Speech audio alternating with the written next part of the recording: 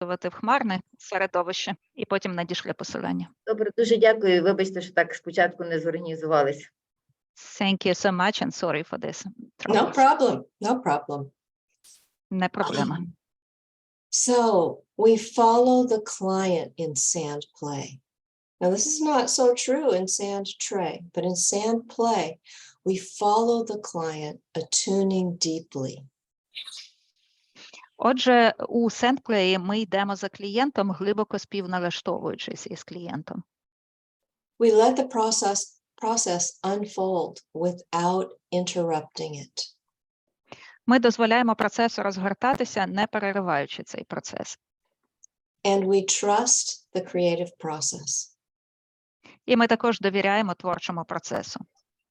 This is one reason we are required to do our own Sandplay process, is so that we realize that something else takes over in this process. And in the ego, our ego is not doing so much of the choosing of the figures or the making of the image.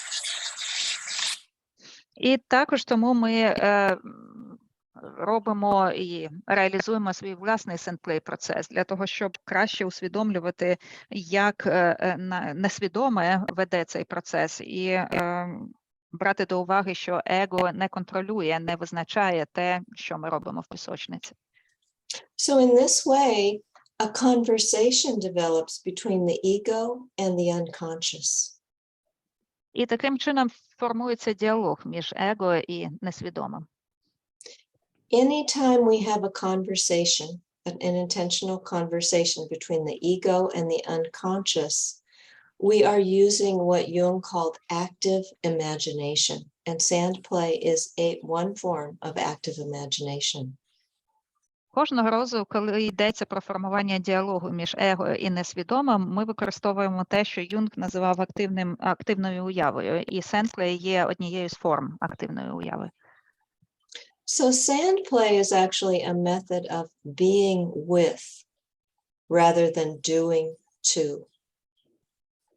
А отже, Sandplay – це метод терапії, який переважно про те, щоб бути з кимось, а не робити щось комусь.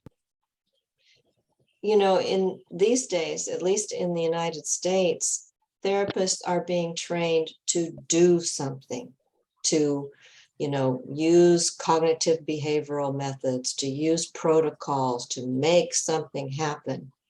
Sandplay is not like that. Ви знаєте, зараз, принаймні в Америці, терапевтів часто вчать, що вони мають щось робити для клієнта або з клієнтом, там використовувати методи КПТ або якісь протоколи застосовувати, але Sandplay зовсім не про це. And that's because the more you do this kind of work, the more you trust that the unconscious will get us where we need to go. І це тому, що більше ви робите цю роботу, тим більше у вас формується довіри до того, що несвідоме нас поведе туди, куди нам треба йти. We're looking for a deeper level of healing than just fixing the problem. Ми шукаємо більш глибинних рівнів шарів зцілення, не просто там вирішити якусь проблему. So for example, if we're working with trauma, maybe someone comes in with anxiety. We don't want to just bring their anxiety down a little bit so they can function. We want to get to the source of that anxiety, heal the trauma, and let them have a sense of well-being. І, наприклад, коли приходить людина з травмою, але зі скаргою на підвищений рівень тривожності, наша задача в Sandplay не лише знизити рівень тривожності, але й працювати з джерелом цієї тривожності, тобто зцілювати травму і забезпечувати кращий добробут, краще почуття, самопочуття цієї людини. Okay. So another aspect of Sandplay is that we have the symbols, the figures which represent symbols. See this little girl with her hugging her knees with her head down. І ще один важливий аспект Sandplay, що ми працюємо з символами. Фігурки – це символи, як, наприклад, символ цієї дівчинки, яка обхопила коліна і опустила голову. The little girl with the birds and holding a dish with a bird bath maybe. Або ця дівчинка, як з пташками, яка тримає таку посудину для птахів, щоб давати їм воду чи їжу. Each one of these figures represents a symbol, and symbols hold an infinite number of meanings.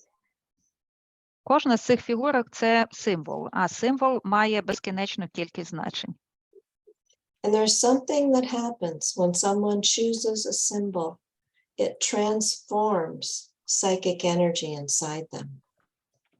Утім, що відбувається, коли хтось обирає якийсь певний символ? Це трансформує психічну енергію всередині людини.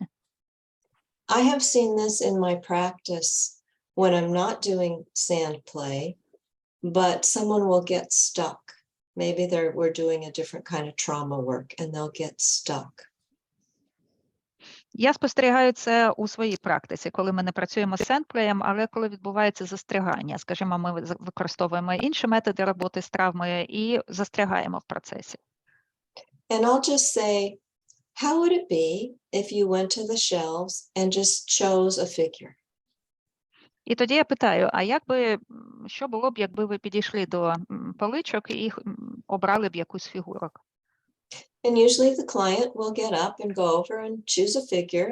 And I say, well, just come on back and sit down and let's talk about it. Tell me about this figure.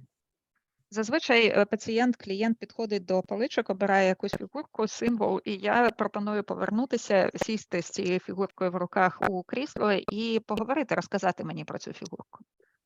So they might say whatever they have to say about the figure, what it means to them. And every single time, the client has felt some kind of relief.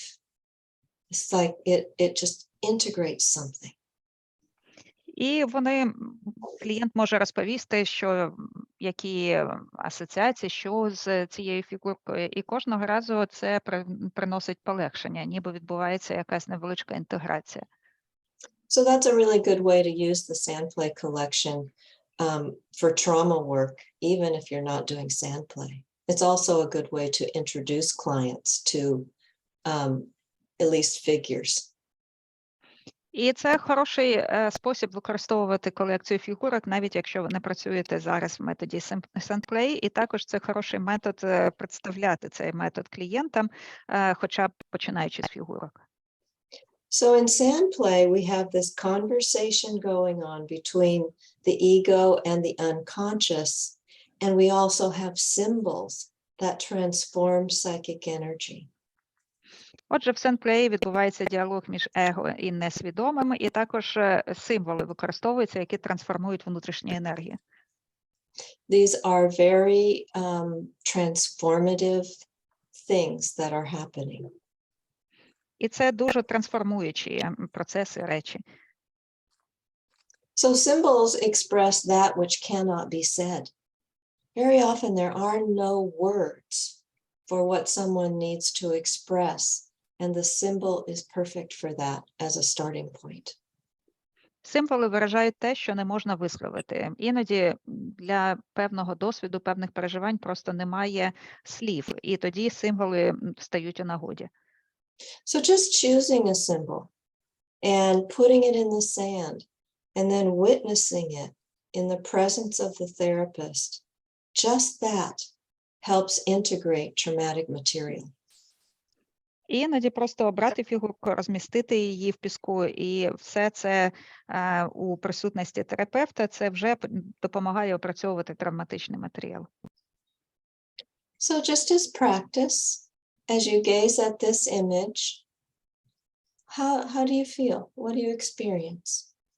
І трошки практики. Зараз, коли ви бачите цей образ, це зображення, що ви відчуваєте, які ваші переживання? You can put it in chat if you'd like. Можете в чаті написати, якщо так легше. У мене враження, що розбите серце. I think about a broken heart. Yes. Так.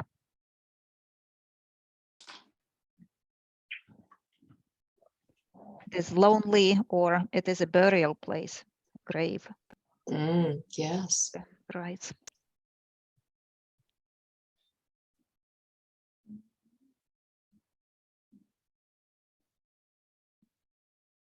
A grave.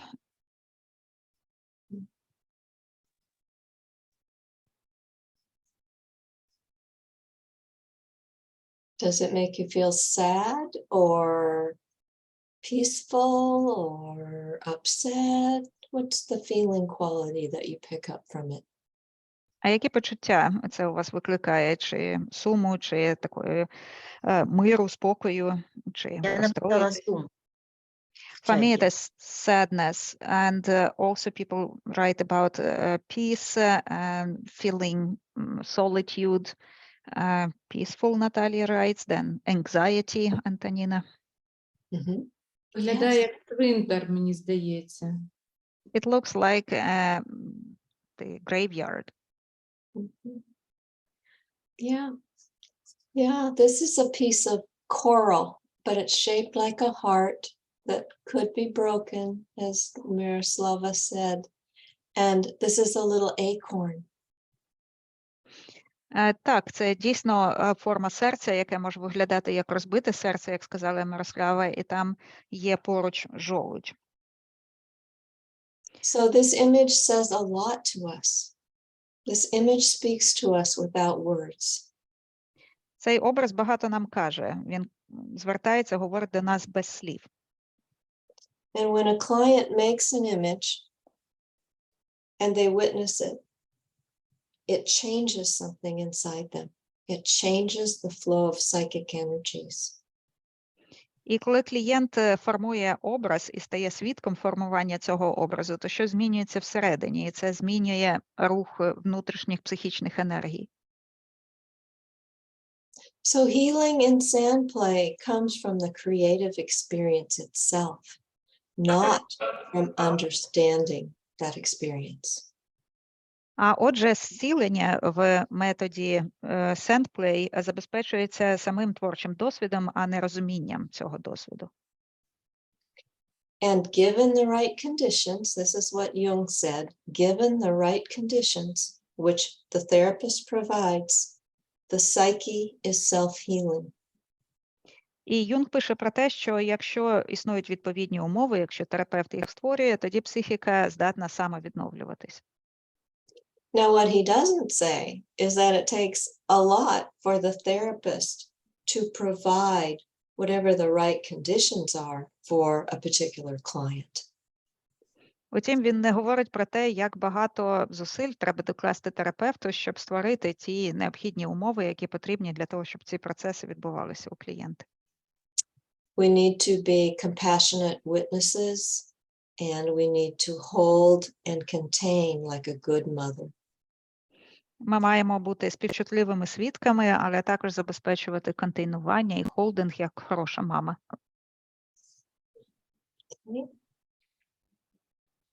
So always with Sandplay, follow your client, do not lead. Завжди ми кажемо у Sandplay: ідіть за своїм клієнтом, не ведіть за собою. And we let the process unfold without interruption. Ми дозволяємо процесу розгортатися без переривання. And over time, we begin to trust the creative process. І з часом ми починаємо довіряти творчому процесу. You know, any creative process replicates the pattern of the V diagram. It goes down and it comes back up, goes down into the unconscious, comes back up. І будь-який креативний творчий процес, він іде за діаграмою, літерою англійською V. Тобто спочатку ми опускаємось несвідомо і потім повертаємось знову на поверхню. Any transformative journey, spiritual or emotional, in therapy or otherwise, involves what we call descent and return. Будь-який трансформуючий досвід, духовна мандрівка потребує спуску і повернення на поверхню. Okay, so let's look a little bit at Colfian theory. One of the most important aspects of this is the free and protected space. І ще трошки поговоримо про теорію Кауф. І важливою складовою її теорії є, безумовно, вільний і захищений простір. So we provide complete freedom for the client to do whatever they want to in the tray, but we also provide safety for the client, and that might mean boundaries at certain times for certain client needs. Отже, ми забезпечуємо повну свободу в межах пісочниці для клієнта, але ми також забезпечуємо і безпеку, встановлюючи певні межі. An important part of the free and protected space is that we do not interpret the image to the client. Важливий аспект вільного і захищеного простору полягає в тому, що ми не інтерпретуємо образ для клієнта. Because that can be very upsetting to the client to hear someone's view or someone else's understanding of the meaning that might not resonate with the client at all. Тому що це може дуже збивати і розстроювати клієнта, коли він чує якусь інтерпретацію, певне розуміння образу, яке абсолютно не відповідає, не резонує йому. And if we interpret from our theory, which is Jungian theory, if we interpret from that only and don't interpret in a relational way, we can make mistakes that are injurious to the client. І якщо ми інтерпретуємо лише спираючись на юнгіанську теорію і не беремо до уваги реляційні аспекти стосунків, тоді ми можемо помилятися, і ці помилки можуть завдавати шкоди клієнту. And this kind of thing can shut down the creative process. І це може блокувати творчий процес. So interpretation, if it comes at all, is going to come much later, or it's going to come in non-Sandplay sessions where we're just talking or we're doing something other than Sandplay. І отже, інтерпретація можлива лише значно пізніше, після того, як відбувся процес, або під час сесії, коли ми не займаємося сендплеєм, а робимо щось інше. Ми можемо розмовляти, обговорювати. So another aspect of Kalfian theory is that we have receptive openness. We're open to receive the client and the unconscious. І ще один важливий компонент теорії Кауф – це сприйнятлива відкритість клієнту та несвідомому. And we work to have a deep empathic connection with the client and with the process. Ми також працюємо над встановленням глибокого емпатичного зв'язку з клієнтом і процесом. And also we are aware that there is a living connection to the sacred in this work. І, звісно, ми усвідомлюємо, що в цій роботі встановлюється, існує живий зв'язок з тим, що є священним. I really think of Sandplay as a psycho-spiritual method or practice. Я дійсно розглядаю Sandplay як психодуховний метод або практику. Because we're working with the transpersonal self here, we're honoring that notion. And we're working with the unconscious. The sacred is always present. Тому що ми працюємо з трансперсональною самістю. Ми віддаємо належне несвідомому, а значить, що в цій роботі завжди присутнє оці сакральне. So more Kalfian theory, Sandplay facilitates a regression to the mother-child unity and healing at a deep pre-verbal level. Продовжуємо по теорії Кауф. Sandplay сприяє регресу до єдності матері та дитини та зціленню на глибокому довербальному рівні. So in the case that I will continue to show you this, a little bit later, we will see a symbol of the mother-child unity. У тому випадку, який я вже почала з вами розглядати, і ми трохи згодом продовжимо, ви побачите символ такої єдності матері та дитини. Sometimes the client goes back symbolically to birth or to conception, and we can see that and feel it from the images in the sand. Іноді клієнт повертається аж до моменту народження або навіть зачаття, і ми бачимо це в тих образах, які з'являються, і фігурках, які з'являються в піску. So in this Sandplay work, there's a descent, which is actually a regression back in time to heal the attachment wound between mother and child symbolically and come back changed.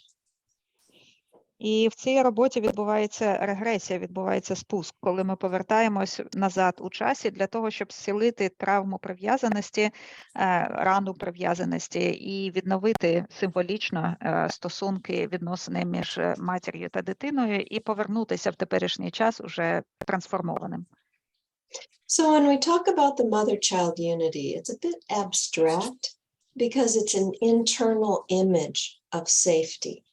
That if we're lucky, we carry that internal image of safety with us all the time. І коли ми говоримо про єдність матері та дитини, це дещо таке абстрактне поняття, тому що йдеться про внутрішній образ безпеки. Але якщо нам пощастило, ми все життя з собою всередині несемо цей внутрішній образ безпеки. But some clients never had this feeling of safety, or they did. They had a good enough experience, you know, with their primary caregivers, and they did have this feeling of safety, but then trauma disrupted this, and so it has to be redone, repaired. І у деяких клієнтів ніколи не було такого відчуття переживання безпеки, а у декого іноді було це відчуття, цей досвід, у них були достатньо хороші початкові ранні стосунки зі своїм опікуном, з головною людиною. Утім, відбулася, можливо, травма, яка порушила це сприйняття безпеки, і тоді в нашій роботі ми маємо його відновити. So in this image, we can see sand and grass, and the sea is out here. На цьому зображенні ми бачимо пісок і траву, і море вдалині. It's an image of Mother Earth. Це образ матері землі. And just by touching the sand, the client is reconnecting with Mother in the greater sense, in the spiritual sense. І просто доторкаючись до піску, клієнт відновлює зв'язок з матір'ю в такому внутрішньому духовному смислі. It is said that with Sandplay, we are working in the matriarchal unconscious. Ми кажемо, що у Sandplay ми працюємо з матріархальним несвідомим. So when the client touches the sand, they are touching the body of the mother. Personal, the body of the therapist, we can feel it sometimes inside, and the archetypal great mother. І коли клієнт торкається піску, він торкається символічне тіло матері, і особистої матері, і ми, як терапевти, іноді можемо це відчувати в контрперенесенні, але також це взаємодія з великою матір'ю. So this is a key concept in Colfian theory, the importance of repairing the mother-child unity, which is really an image that we carry inside, the image of a good enough mother. І це основна концепція в теорії Калф, що Sandplay сприяє відновленню єдності матері та дитини. І це наш ключовий внутрішній образ, який ми несемо в собі, образ достатньо хорошої матері. And when one has this inner image of security, then they can connect with the transpersonal self and have even more of a sense of trust and security. І якщо у людини є цей внутрішній образ безпеки, тоді ця людина вже здатна більше відкриватися, взаємодіяти з трансперсональною самістю і більше формувати відчуття довіри та безпеки. So you can see why this idea is so important in trauma work. І ви розумієте, чому ідея ця так важлива в роботі з травмою. Okay, so let's just look at the Sandplay process, kind of review. This is really kind of the V diagram in words. І давайте повернемось до процесу Sandplay, проведемо такий огляд. І це, можна сказати, оця діаграма в формі V, літери V, але словами. So to begin with, we have these fixed images of unconscious, non-verbal processes. Отже, на початку у нас є фіксовані образи несвідомого і невербальних процесів. And we have symbols, maybe, some people don't use figures, but we have symbols usually that hold meaning and emotion. І є символи, хоча зазвичай іноді люди не використовують фігурки в піску, але зазвичай є символи, які містять смисли, значення і емоції. And we have the flow of psychic energies that moves through the symbols and through the actual motion of working in the sand, through the client moving their body as they get figures and put them in the sand. It moves the psychic energy. І відбувається потік психічних енергій через символи, через рухи людини, коли вона працює в піску, рухи безпосередньо тілесні, коли людина бере фігурки, розміщає їх в піску. And then as we move down the V, we have traumatic images come up, and then the release of these fixed traumatic memory images that are locked inside. They become released. І далі, по мірі того, як ми спускаємося, ми стикаємося з травматичними, фіксованими травматичними образами пам'яті, вони піднімаються на поверхню і вивільняються. So we see these images of trauma gradually through many trays become different images, more peaceful images, more hopeful images, more spiritual images. І ми бачимо поступово, треба багато пісочниць. Утім, ми згодом бачимо, як ці образи трансформуються і стають більш такими спокійними, збалансованими, сповненими надії. And then as we move up the V diagram again, we have images of integration at the bottom of the V and transformation, and then a movement back into more conscious life. І потім ми повертаємося знову вгору літерою В, і ми бачимо образи інтеграції, трансформації, і вже переходимо знову, повертаємось до свідомого рівня, свідомого життя. Okay, so we're going to go back to the case, but I want to just take a moment here and just see if there are any comments or questions. І ми далі перейдемо знову, повернемось до випадку, який ми обговорювали, але перед тим, чи є у вас коментарі, питання?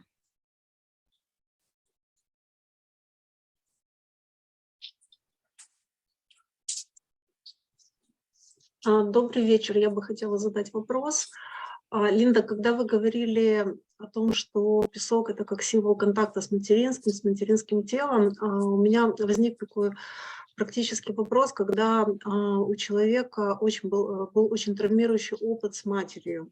У меня сейчас есть в работе такая клиентка, и я ей предлагаю песок, она в него идет, но не доходит и выстраивает фигурки на полу под песочницей или около песочницы.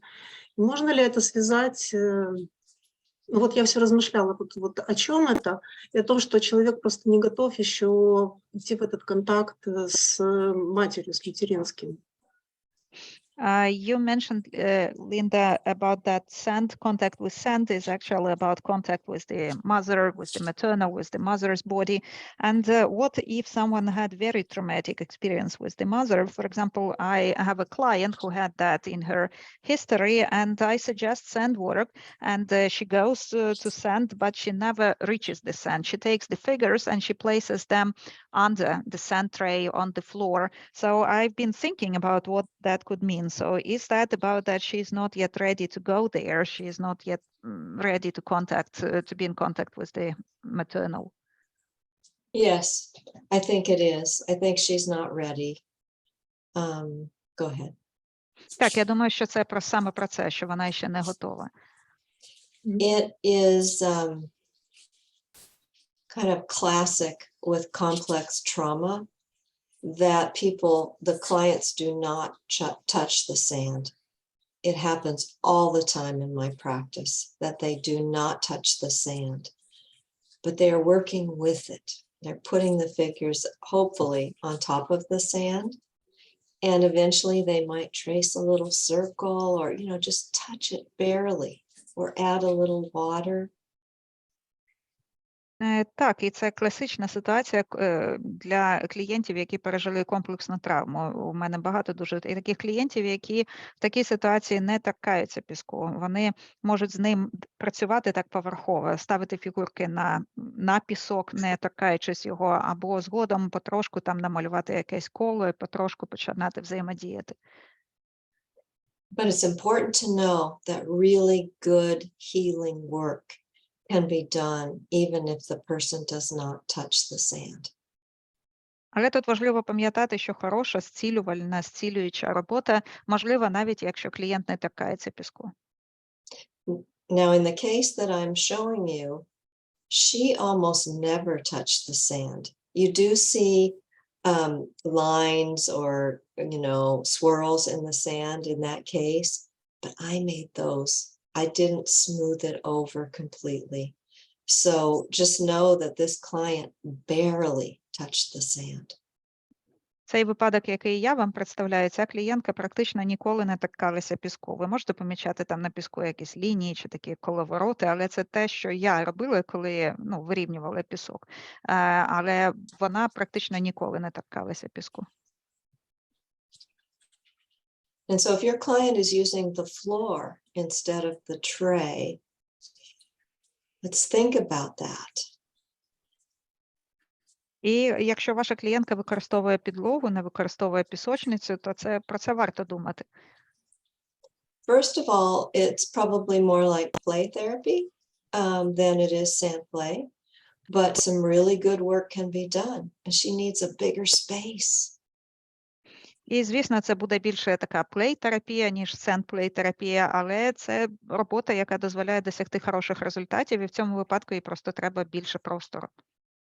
And I am told that working on the floor is something that 4-year-olds do. And I wonder if she's kind of in a 4-year-old place when she works on the floor. Just things to think about. Я також думаю про те, що на підлозі іграшками грають переважно 4-річні десь діти, тож, можливо, вона десь знаходиться в цьому віковому періоді, і про це також можна подумати. So I would just let it be, just follow her, as you would if you were doing Sandplay. Just follow her. Я би просто йшла за нею, як і в Sandplay. Thank you. Спасибо. You're welcome. Yeah. Any other questions? Чи є ще питання?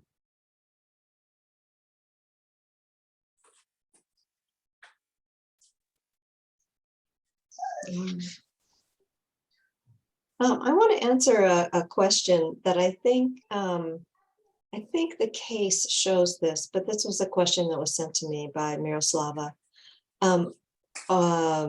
What can be evidenced by the therapist's very powerful experience of literally following out of the here and now? Pressure all over the body, fatigue, eyelids sticking together, heaviness throughout the body. І я можу, напевно, зараз відповісти на одне з питань, які мені Мирослава прислали.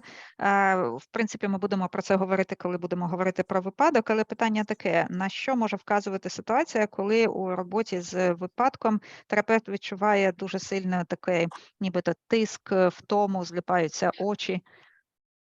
First of all, this is a very common countertransference response to trauma. It's one of the ways we know we're working with trauma is that we start to feel heavy or drowsy or dissociated. Перш за все, скажу про те, що таке контрперенесення вказує часто на те, що ми працюємо саме з ситуацією травми. Така важкість, сонливість, дисоціація виникають часто в таких випадках. And I talk a lot about that in my book, so if you're interested in that. But just know that if you start to feel drowsy, sleepy, dissociated. Maybe you see visual distortions, or one of my colleagues said she felt like her body was a tube of toothpaste and all the toothpaste was pushed up into her head and it felt like it was going to pop.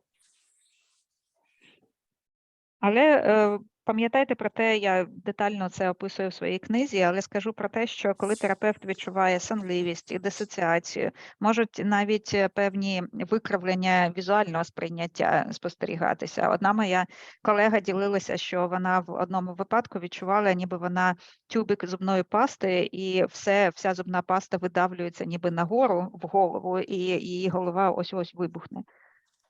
So these are sensory somatic countertransference experiences that, in my experience, always indicate we're working with complex trauma.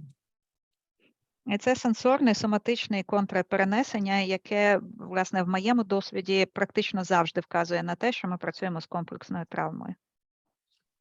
But just know that you won't always feel this when you're working with complex trauma. It depends where the client is, inside. It just depends. So if you're not feeling drowsy, it doesn't mean you're not working with complex trauma. З іншого боку, скажу, що не завжди ви будете відчувати ці симптоми, працюючи з комплексною травмою. Це залежить від клієнта, від того, що відбувається всередині клієнта. Тобто, якщо ви працюєте і не відчуваєте сонливість, це не означає, що ви не працюєте з травмою. Okay.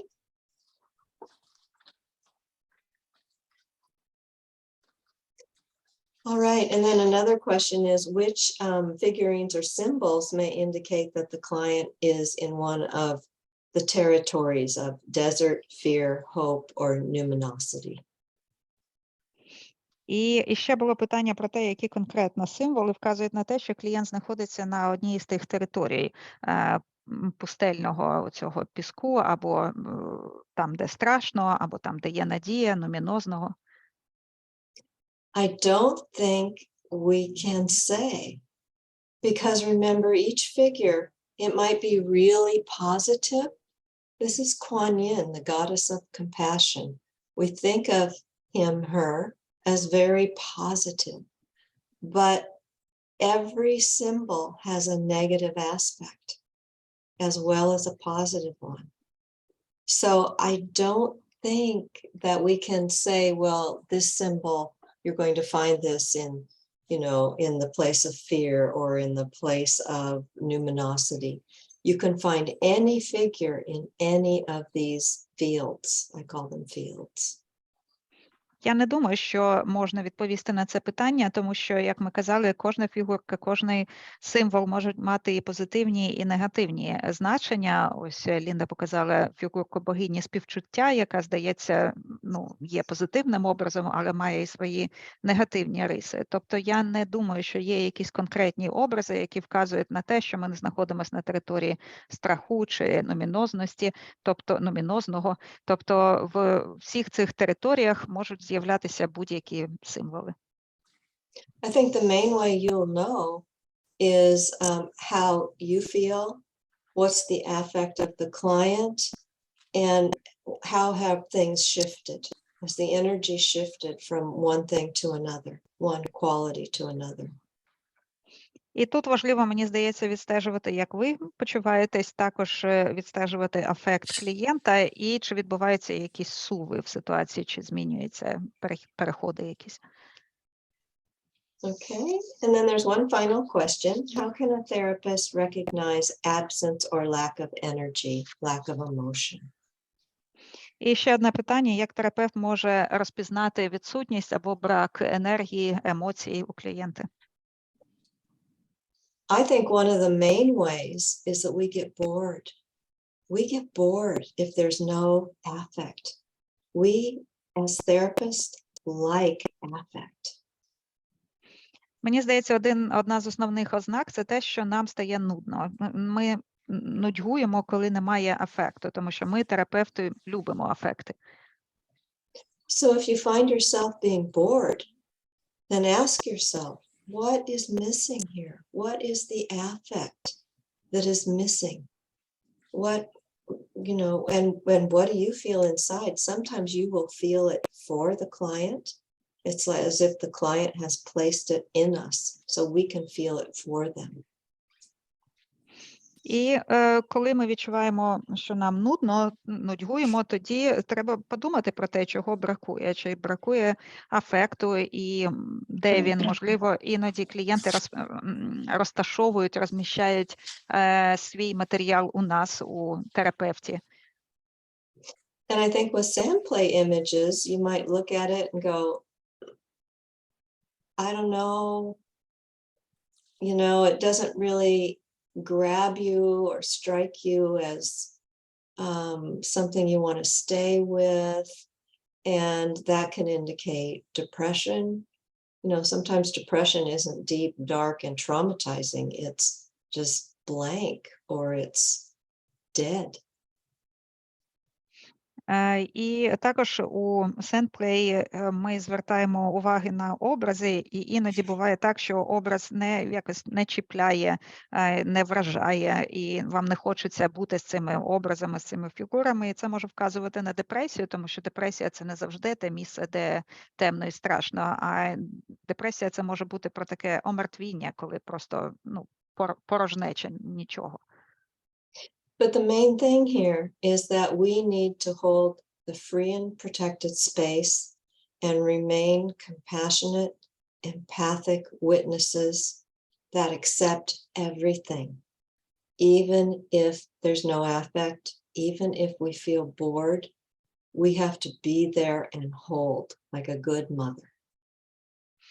І головне, що ми забезпечуємо вільний і захищений простір, і ми є співчутливими, емпатичними свідками того, що відбувається, і ми готові приймати все, навіть якщо немає афекту, якщо нам нудно, ми маємо бути в такій позиції хорошої матері. With complex trauma, affect can, as you know, can be deadened. It can be cut off. It can be inaccessible. It can be dangerous. It can feel dangerous to the client to feel too much. Ви знаєте, що в випадку комплексної травми афект може, нібито людина може відсторонюватись від афекту, він може ставати недоступним, а то й небезпечним. Людина може бути небезпечна для людини в такій ситуації, надто багато відчувати. So I think it's our job to help them just very gently, gradually ease into feeling more as it's safe to do so. And working with the sand will help people do that. І наша задача поступово, м'яко допомагати клієнту більше розслаблятися і так починати, можливо, більше відчувати. І робота з піском дуже цьому сприяє. Okay. Any questions about any of that? Чи є питання щодо цього?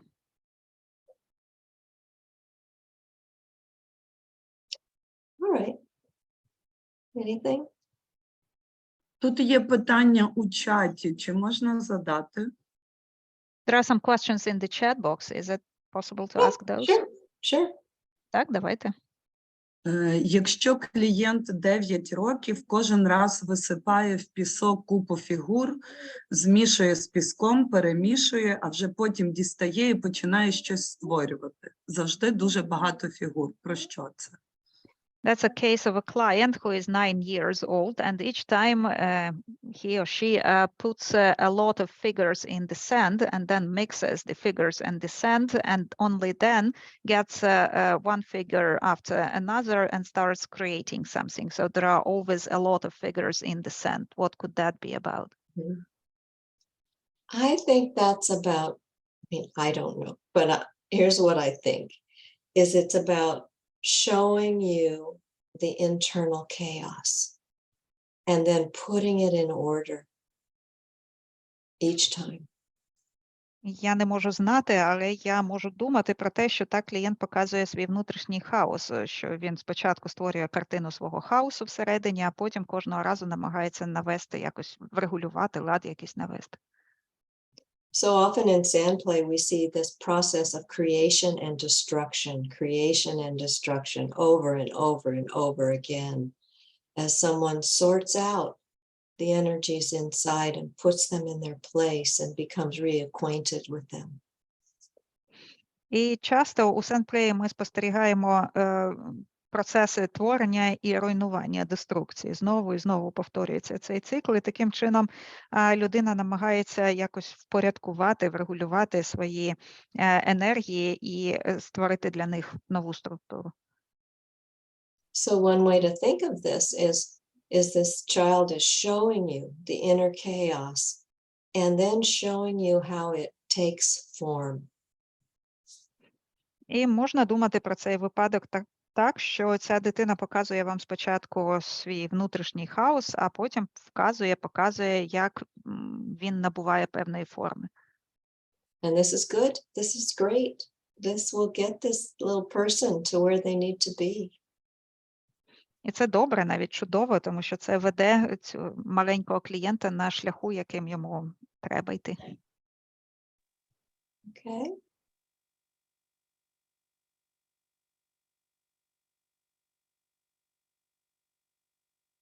Are there other questions? Чи є ще питання?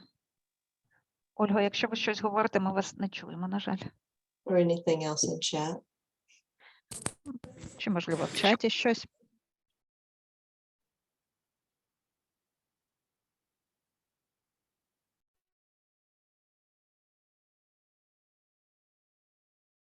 No? Можливо, Ользі варто відключити навушники, спробувати, бо вона намагається щось сказати. There is a participant trying to say something, but we don't hear her. Чутно? Now, Чутно. Такий мій досвід. Мала 2,5-річного клієнта, який дуже сильно кусався в садочку, усюди. І коли ми почали з ним працювати, він висипав всіх комах в пісок і перемішував. І десь на 10-ту зустріч він цій кожній комасі знайшов домік, і він припинив кусатися. Тобто, наче він a case of a 2.5-year-old who used to bite children. So he attacked children in the preschool and bite them. And when we started working with him, he collected all insects in my collection and mixed them with the sand. And that happened continued for like 10 sessions. But eventually he found a house, a home for each of those insects in the sand. And he stopped biting. Isn't that lovely? That's exactly how it works. You know, he puts the chaos in and then he starts sorting it out and then he gives them each a home. Oh, so touching. Чудово і дуже зворушливо. Саме так і працює метод, що він спочатку представив, показав весь цей хаос, а потім почав розрулювати і певним чином шукати домівку для кожної з цих мурах.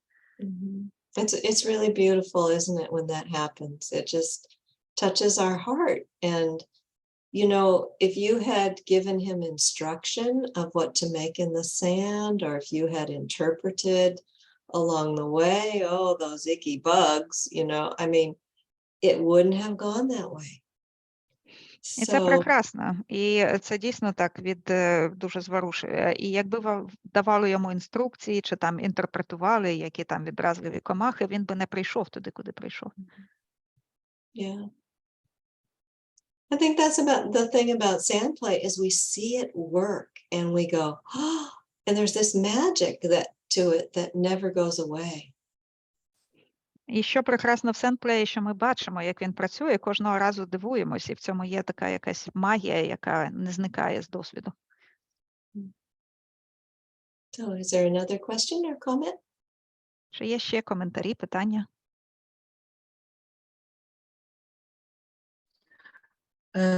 Є питання у чаті, але мені здається, що Тетяна Мазур мала би задати його сама, тому що тут важко з питання зрозуміти, що, точніше вона була якось уточнила. Таня, можете включитись? There is a question in the chat, but it's not quite clear. Maybe the author could voice this question because it is not quite obvious. The question is, at which point we start working with a loss? This is about loss of a mother. Ну, у мене в роботі є хлопчик з моменту смерті мами. Святославчик, перестань. Минуло менше, ніж півроку. І в роботі з пісочниці він просто нічого не робить. Не вибирає ніякі фігурки, нічого. Мені здається, що, можливо, це ще рано. Тому я запитала про терміни. So Tanya explained her question that she works with a boy who lost his mother some 6 months ago, and he does not do anything in the sand. He doesn't pick up any figures, so it doesn't work at all. So maybe it is too early. That's why the question. Yes, I think we just be with and see what he does next and try to meet him there. And he might never use the sand. You know, he might find other ways. And, you know, I imagine being with you is very comforting to him, you know. So I would just let the process go as it goes and trust it. Так, і тут треба бути з ним і бачити, спостерігати, що буде далі, можливо, і зустрічатися там, де він є з ним, тому що, можливо, він ніколи і не почне працювати з піском, але бути з вами, працювати з вами для нього має бути таким заспокійливим досвідом, і я би просто дозволяла цьому процесу тривати і вести вас. Okay, so it's time for our break. So let's take 15 minutes and, oh, I'm sorry, Miroslava, your hand is up. Так, хотіла запропонувати перерву, але бачу руку Мирослави, вас не чути. Я перепрошую, в додачу, як Лінда сказала, що символ є багатозначний, я згадала один приклад і хочу його показати зараз всім. Just as a response to what you mentioned about the many meanings of symbol, I thought about one example. I want to show it to you. Це пара голубів. І переважно ми завжди кажемо, що пара голубів – це любов, це стосунок, це там закохані. So this is a couple of pigeons, obviously, and usually we associate pigeons with love, with relationships, with falling in love, affection. А в мене була доросла клієнтка, яка завжди брала пару голубів і завжди казала, що той клює ту. Він її дзьобає, мучить, дістає. While I had an adult client, a woman who always insisted on that one pigeon is attacking another and the other and torturing and bugging. І вона, бідна, не має нікуди подітися, тільки терпить. And she has no way to escape. Yeah, so her internal experience is reflected in how she understands this figure, how she experiences it. And we never know what that's going to be. I think that's another reason why interpretation is dangerous, because I don't know what it means to the client unless they tell me, and they don't always tell me.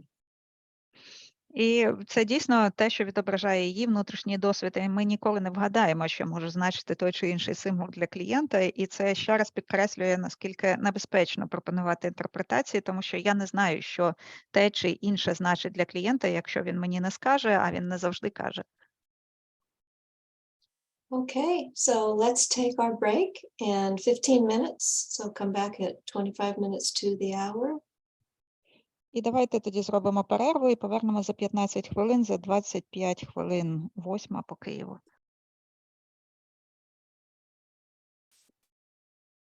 Okay, welcome back, everyone. Тож знову вас вітаю. So let's look at the case, same case that we looked at last week, and we'll do a review. We'll go over just briefly the 6 trays that we saw last time, and then add some more. So you can still keep the feeling of an entire process, because I think it's really important to understand trays from the viewpoint of the entire process. І ми повертаємось до того випадку, який я почала представляти минулого разу. І ми короткий такий огляд попередніх пісочниць проведемо. Ті 6 пісочниць, які ми з вами обговорили, швиденько передивимось, тому що в роботі з піском важливо стежити, мати загальне уявлення про процес. Okay.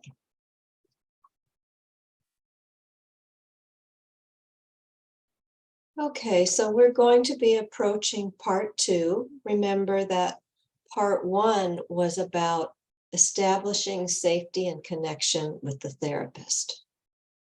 Ми підходимо до другої частини. Ви пам'ятаєте, що перша частина – це про встановлення безпеки, формування безпеки і зв'язку з терапевтом. And as we move down that Venn diagram, we're going to see the reactivation of old trauma that may deeply affect the therapist. І коли ми спускаємося вниз по діаграмі в формі літери В, ми бачимо реактивацію тієї форми, яка матиме значний вплив на терапевта. And in this case, we see examples of visceral and emotional countertransference. У цьому випадку ми побачимо приклади вісцерального і емоційного контрперенесення, which won't always happen when you're working with complex trauma, but sometimes it will. Не завжди це трапляється, коли ви працюєте з комплексною травмою, але може час від часу траплятися. And we'll also see examples of the synchronistic moment, where the client puts an image of their trauma in the tray, and they may or may not know this, that it's an image of their trauma, and the therapist witnesses it, and something is healed in that moment. І також ми побачимо декілька моментів синхронії, синхроністичних моментів, коли клієнт, усвідомлюючи чи ні, розміщає образ своєї травми у пісочниці, і терапевт стає свідком цього, і це сприяє певному кроку на шляху зцілення. So this is a Kolfian idea. This is Dora Kolf's idea of the synchronistic moment. І це ідея Дори Калф. Вона говорить про синхроністичний момент. Okay, so let's review. So remember, we started out with this tray that was made on her way out the door one evening. And this little Pluto, the dog, is headed this direction toward me. And there's a white bird cage. І тепер коротко повторимо. Ви пам'ятаєте цю пісочницю, яка вона робила вже на виході. Тут песик Плуто, який направлений до мене, біжить на мене, і пташка у білій клітці. And remember that my understanding over time was that she was eager to attach to me and yet felt trapped. And I felt trapped in the white noise in my head. І ви пам'ятаєте моє розуміння того, що так вона показувала своє бажання встановити прив'язаність, зв'язок зі мною. Утім, вона відчувала, що вона в клітці, і я також відчувала в клітці, тому що була в такому білому шумі. So we see this as kind of a goofy dog. This is actually Goofy's dog, Goofy the character. This is Pluto with his tongue hanging out. Ви бачите цього песика з мультика, якого звати Плуто. Це песик персонажа Гуфі з висолопеним язиком. But if we remember that the symbol holds, you know, an infinite number of meanings, including opposites, this dog could also hold aggression. Утім, ми пам'ятаємо, що символ може містити незліченну кількість значень, включаючи протилежні значення, тож ця собачка могла означати і агресію. So this is my view, and this dog is coming right at me. And then this little white bird glued to the bottom of the cage. Це так, як я бачу цю картину з мого боку. Собака направлена прямо на мене, і біла пташка, яка приклеєна, приєднана до дна клітки. Okay, and then in tray number 2, we have the diver upright, walking in. Другий пісок, тут ми бачимо дайвера, який стоїть на ногах і заходить. And remember, I'm calling this the transference corner just for this case and really just for the first maybe 8 or 10 trays of this case. І ви пам'ятаєте, що цей кут я називаю кутом перенесення лише для цієї клієнтки, і лише, напевно, для перших 8-10 пісочниць це актуально було. So here we have caves and rocks and a fossil of a leaf and a flat stone and 2 goldfish exploring the unconscious together. І тут ми бачимо печери, каміння і скам'янілості, і 2 золоті рибки, які разом досліджують несвідоме. And I thought of this as the 2 of us exploring the unconscious together. Я бачила цих рибок як нас двох, що ми разом досліджуємо несвідоме. And then we have images of trauma already in the second tray. We've got these hands that are cut off and sticking out of the sand, and an empty, it's a 2-chair umbrellaed beach chair thing, but it's 2 chairs, it's empty, and there's an umbrella. І уже у другій пісочниці ми, по суті, бачимо образи травми. Ми бачимо 2 руки, відрізані від тіла, які простягаються з піску, і 2 порожні лежаки, такі пляжні, і 1 парасолька. And this little turtle has glasses on, as if he needs to better see, which seeing can symbolize needing or wanting more consciousness. І черепашка, що має окуляри, нібито їй треба краще бачити, і прагнення, потреба бачити може вказувати на потребу усвідомлення, свідомості. And he seems to be headed kind of in this direction. I think about the diver in terms of consciousness. The diver wants to stay up. This was my feeling. The diver wants to stay up. He's not yet ready to get down in the water and swim in the unconscious. He wants to stay above the water, upright. І я думала про дайвера як про такий рівень свідомості, який ще не готовий зануритись, і він стоїть над поверхнею несвідомого і стоїть на ногах, нібито ще не готовий досліджувати його. This hand is like this. It's not open to receive, it's like this. Maybe not quite willing to open up. І ця рука, яка обернута вниз, вона не відкрита для того, щоб щось прийняти, але вона обернута в інший бік і ще не готова знову ж таки відкритися. And it points, it kind of comes from this direction and points here toward 2 robin's eggs and then a white egg and then these blue and black stones. І рука вказує в цьому напрямку, де ми бачимо 2 блакитні яйця, 1 біле яйце і білі і блакитні камінці. And notice or remember that these stones eventually become temenos in the tray. Temenos is a sacred protective circle. And so eventually the black stones and then the blue stones end up as a temenos in the very center of her tray. І згодом ці камінці сформують теменос, тобто священний захищений простір в її пісочницях. Згодом вона буде їх викладати в коло, блакитні і чорні камінці, як такий теменос захисний. And remember that the egg has everything it needs inside. The only thing it needs for life is maternal warmth. І ми пам'ятаємо, що яйце містить в собі все, що необхідно для життя. Єдине, що необхідно яйцю для того, щоб жити, це вижити, це материнське тепло.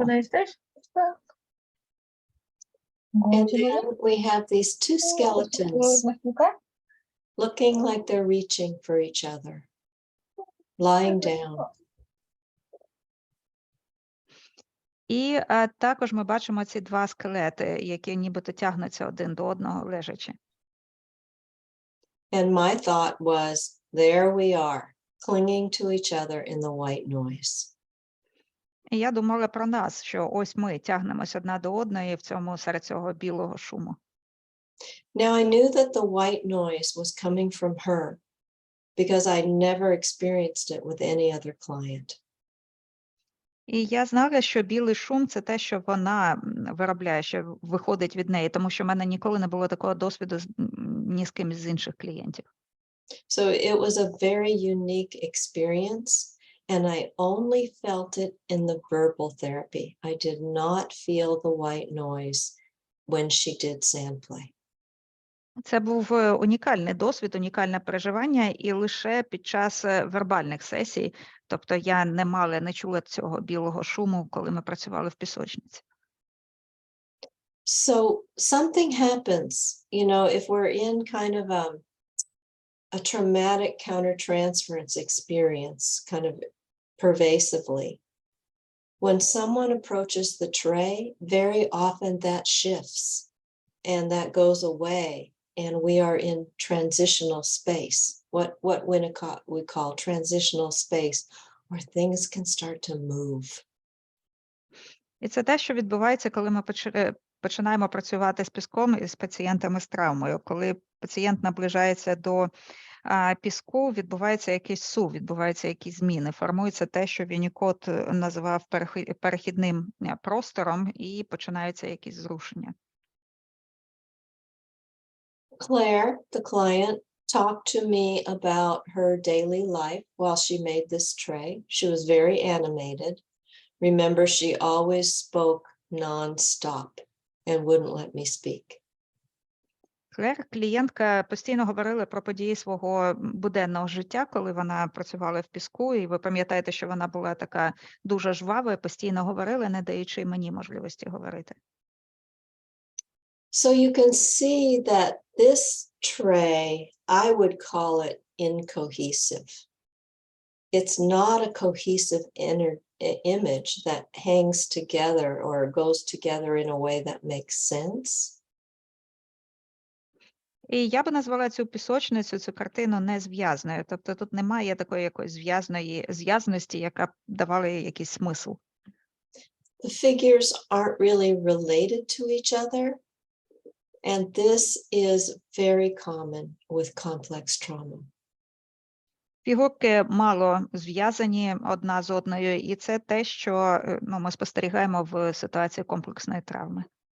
And remember, she did not touch the sand. It might look like she did, but she did not touch the sand.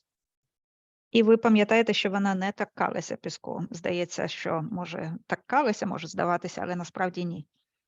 Okay. So moving on, we see that the transference corner up here, we have things kind of moving in this direction. We have a gold package, a mirror without a looking glass, and footsteps headed this way. І знову ми звертаємо увагу на кут перенесення, і ми бачимо речі, які рухаються в цьому напрямку. Це якийсь золотий пакунок, люстерко без дзеркала, без скла, і ноги, які також рухаються в цьому напрямку. We have an empty basket here, probably needing to be filled with something or asking for more holding. Порожній кошик, який, можливо, треба заповнити, який чекає якогось вмісту. We have another umbrella. Remember, we had one down here on the chairs, but we have another one, perhaps shielding her from too much light or knowledge all at once. І ще одна парасолька, ви пам'ятаєте, що була інша парасолька у нижньому куті, тепер знову парасолька, яка, можливо, прикриває її від надто сильного світла, надто об'ємного знання. And then the two goldfish have moved from over here to over here, which can indicate neural integration when the same figure moves around the tray in different trays. Neural integration. І рибки перемістилися звідти сюди, і це може вказувати на процес нейронної інтеграції, коли ті самі предмети переміщаються, з'являються в різних місцях пісочниці, то це вказує на інтеграцію нейронну. And then there's a tea set and 2 teacups set out as if there's going to be a tea party. Далі сервіси, 2 чашечки виставлені, ніби чекають на вечірку, на чаювання. There are lots of 2s here in a lot of her trays. 2 goldfish, 2 cups. You know, 2 is like the division of one cell. 1 becomes 2. And so perhaps she's trying to separate psychologically from her own mother, who sort of had her in a death grip. І ми бачимо багато пар тут. 2 рибки, 2 чашечки з сервізу, і це нібито клітина, яка ділиться, розділяється на 2. І для неї це могло бути про процес сепарації, психологічної сепарації від матері, яка тримала її мертвою хваткою. And then we have almost in the center, this little red octopus, which might represent the negative mother. І прямо в центрі картини ми бачимо червоного восьминога, який може представляти і негативний образ матері.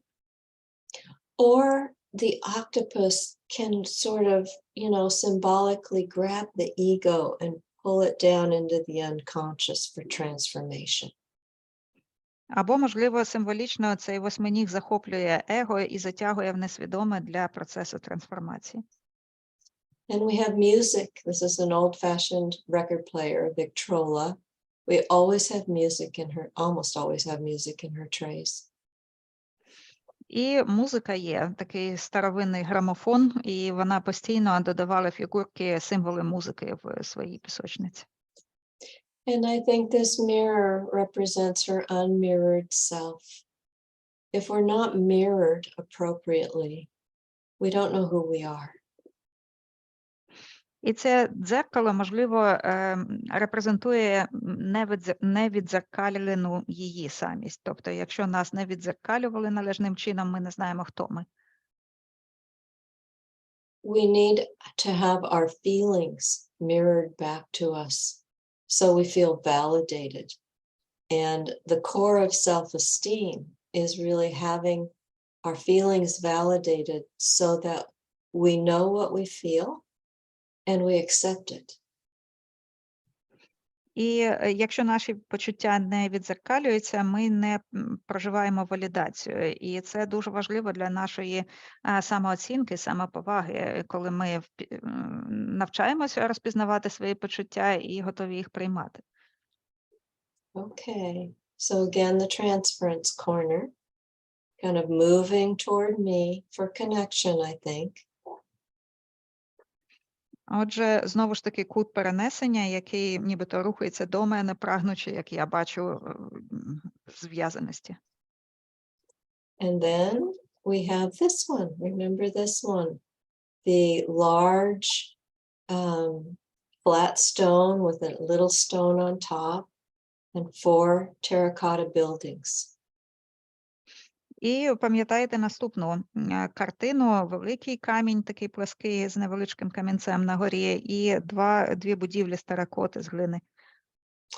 The stone is pointed toward me. Камінь націлений на мене. And to me, this feels like an ancient earth goddess, mother goddess. І мені вона виглядала нібито старовинна, давня богиня землі матері. And a little baby on her back. З маленькою дитинкою, немовлям на спині. Headed toward an attachment figure. Яка націлена на зв'язаність, на прив'язаність. And, you know, these buildings, I just don't know. And whenever we don't know, or whenever the client says, I don't know, it's usually really important. І щодо цих фігурок і тут ми не знаємо. І коли ми, терапевт, не знаємо, і коли клієнт не знає, що це, то зазвичай це щось важливе. So we'll see. Побачимо. And then we have a birthday party. I mean, that's what it feels like to me, with a contorted ballerina, really trying hard. І далі вечірка з приводу дня народження, принаймні так я сприймаю, і така в незручній позі балерина, яка намагається дуже щось зробити. And then the two eggs in the center, they've moved from here to here. So their center, whatever's in the center is very important. And this... Два яйця, які перемістилися до центру, і те, що переміщається, і те, що розташовується в центрі, це важливі образи. And this man kind of sitting back and watching the eggs. І чоловік, який нібито відкинувся і дивиться на яйця. And then up here a treasure chest, which is a symbol of the self, and Cocopelli playing his flute. He's kind of a psychopomp. He mediates between the lower realms, earth, and the upper realms, the heavens, the spiritual places.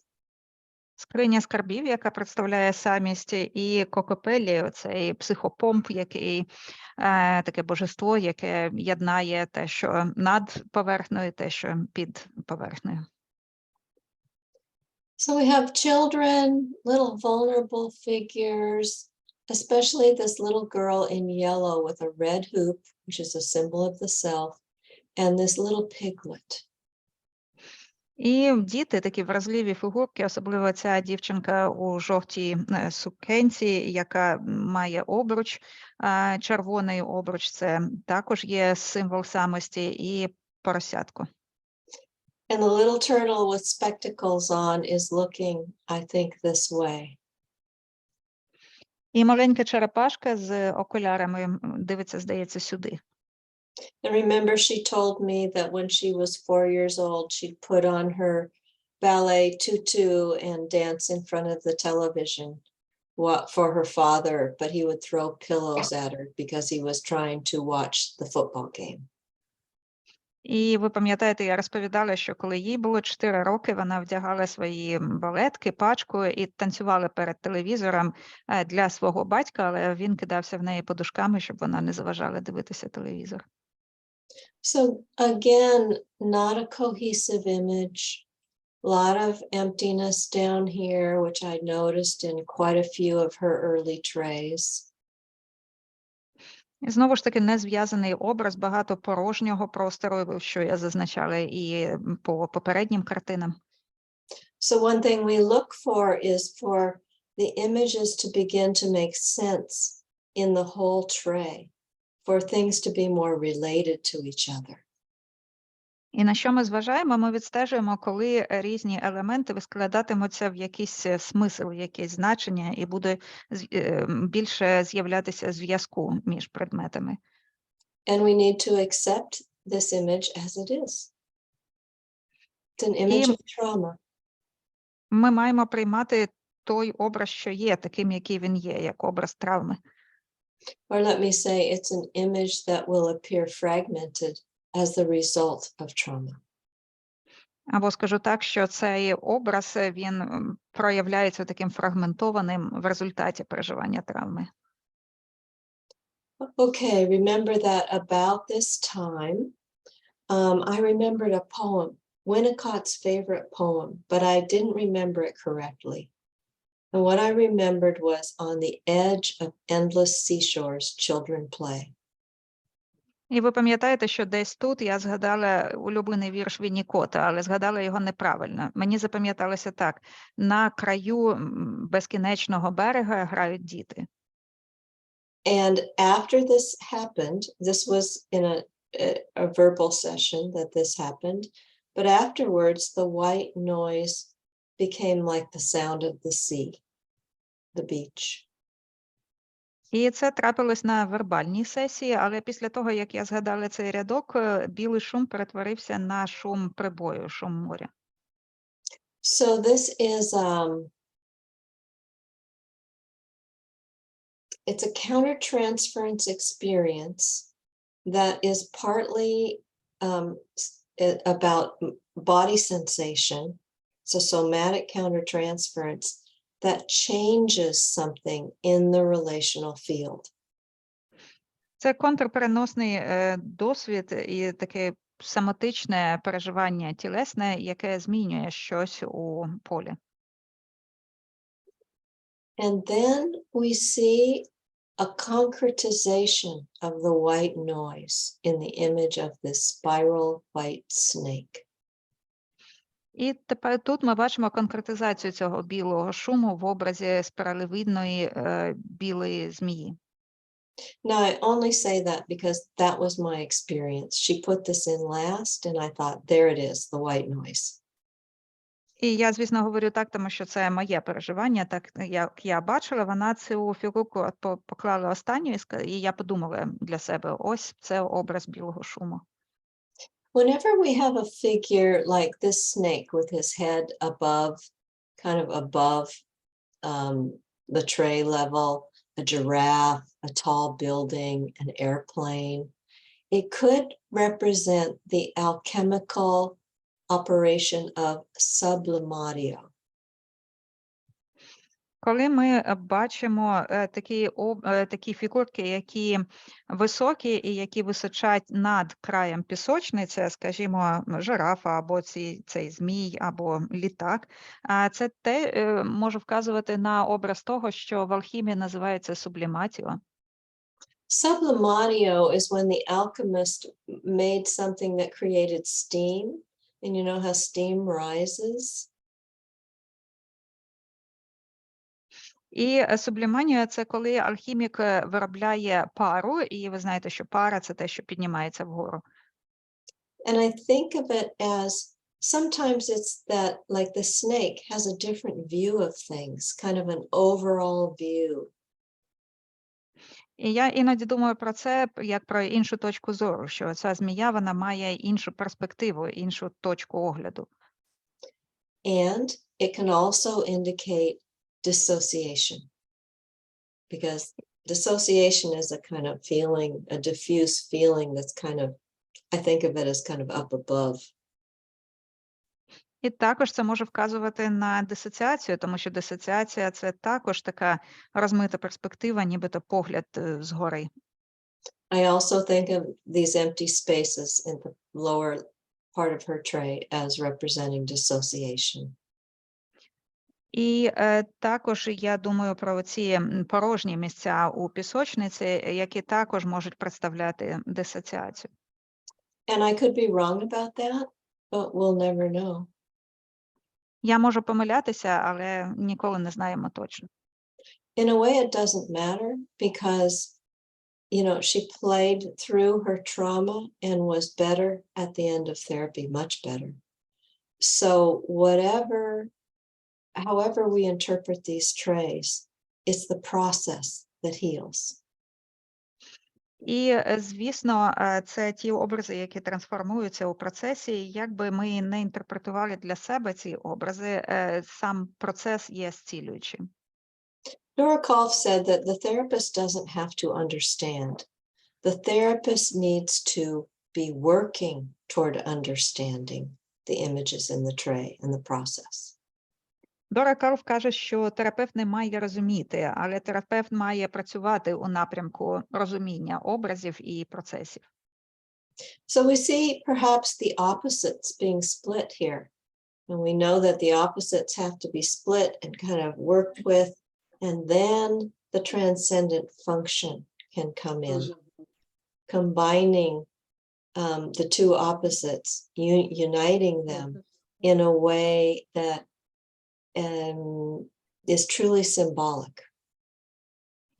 І ми бачимо, можливо, процес такого розведення протилежностей. Ми знаємо, що це важливо, щоб відбулося таке розщеплення протилежностей, перш ніж зможе з'явитися трансцендентна функція і об'єднати протилежності і дати можливість для символічного. Okay, so I think this might represent her inner world of spirituality, and need for attachment and vulnerability of her bodily self. І я думаю, що це може представляти її внутрішній світ духовності і потреби у прив'язаності і також вразливості.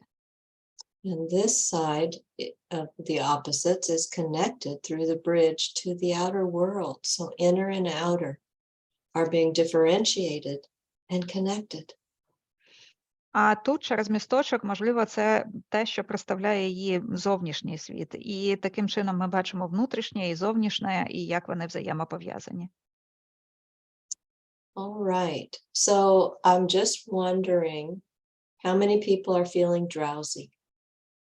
І зараз у мене таке питання. Хто відчуває сонливість? This is the countertransference of working with complex trauma. Very often, this is it. Okay, Це so just те ahead. контрперенесення, яке часто трапляється, коли ми працюємо з комплексною травмою. Я думала, чого мені так погано? I was thinking about why am I feeling so kind of bad? And Tanya writes in the chat that she's feeling bored. Yeah, exactly. So it's because the images are not cohesive. It's because we can't find the affect. And, you know, there's just a lot, there's probably dissociation even over Zoom that we are feeling because we're all very empathic and we're feeling our way into the image, and it is the dissociation can take over. І це тому, що немає зв'язаності у цих картинах, тому що ми не бачимо образів ефектів, і дисоціація, ми її можемо відчути навіть через Zoom, тому що ми дуже емпатичні люди, і дисоціація – це те, що впливає. Я, власне, думала, що вже через Zoom, коли вже клієнт своє відпрацював, ми нічого не мали чути. І приписувала собі свою втому. I was thinking about that we are on Zoom and the client has worked through, this is a case that has been worked through, so we should not really experience anything like that. So I thought it was my exhaustion. Well, it might be. It could be Теж both. можливо. Можливо так, можливо ні. Yeah, but because more than one of us are feeling that, and people often do when I show this case, they often feel drowsy and bored.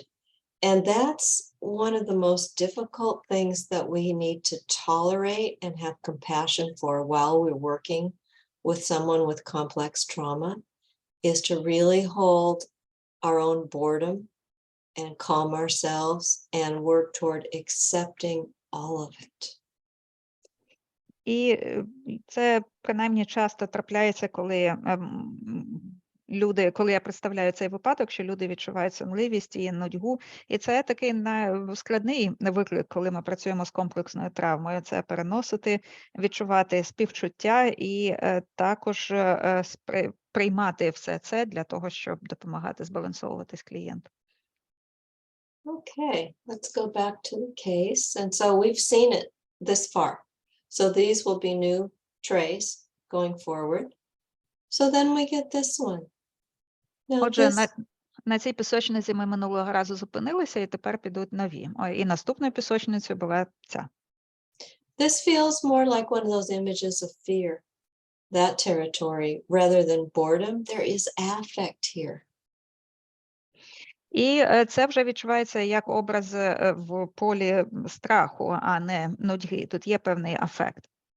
We have a tipped over ape and a lizard and this red slithering snake, kind of where the white noise snake was. Тут ми бачимо таку перевернуту мавпу велику, і ящерку, і червону змію, що повзе, і що нагадує ту змію, яка представляла для мене білий шум. And perhaps dissociation in this blankness here. І, можливо, дисоціацію в такій порожнечі. And then we have well, it's kind of mysterious. This is Marilyn Monroe and an empty park bench and two pacifiers. І тут уже загадка з'являється, бо тут ми бачимо Мерлін Монро і порожню лавку, і дві соски. And we have a black family, just a dad, a boy and a girl. Бачимо сім'ю чорних афроамериканців, тобто є батько і діти, хлопчик і дівчинка.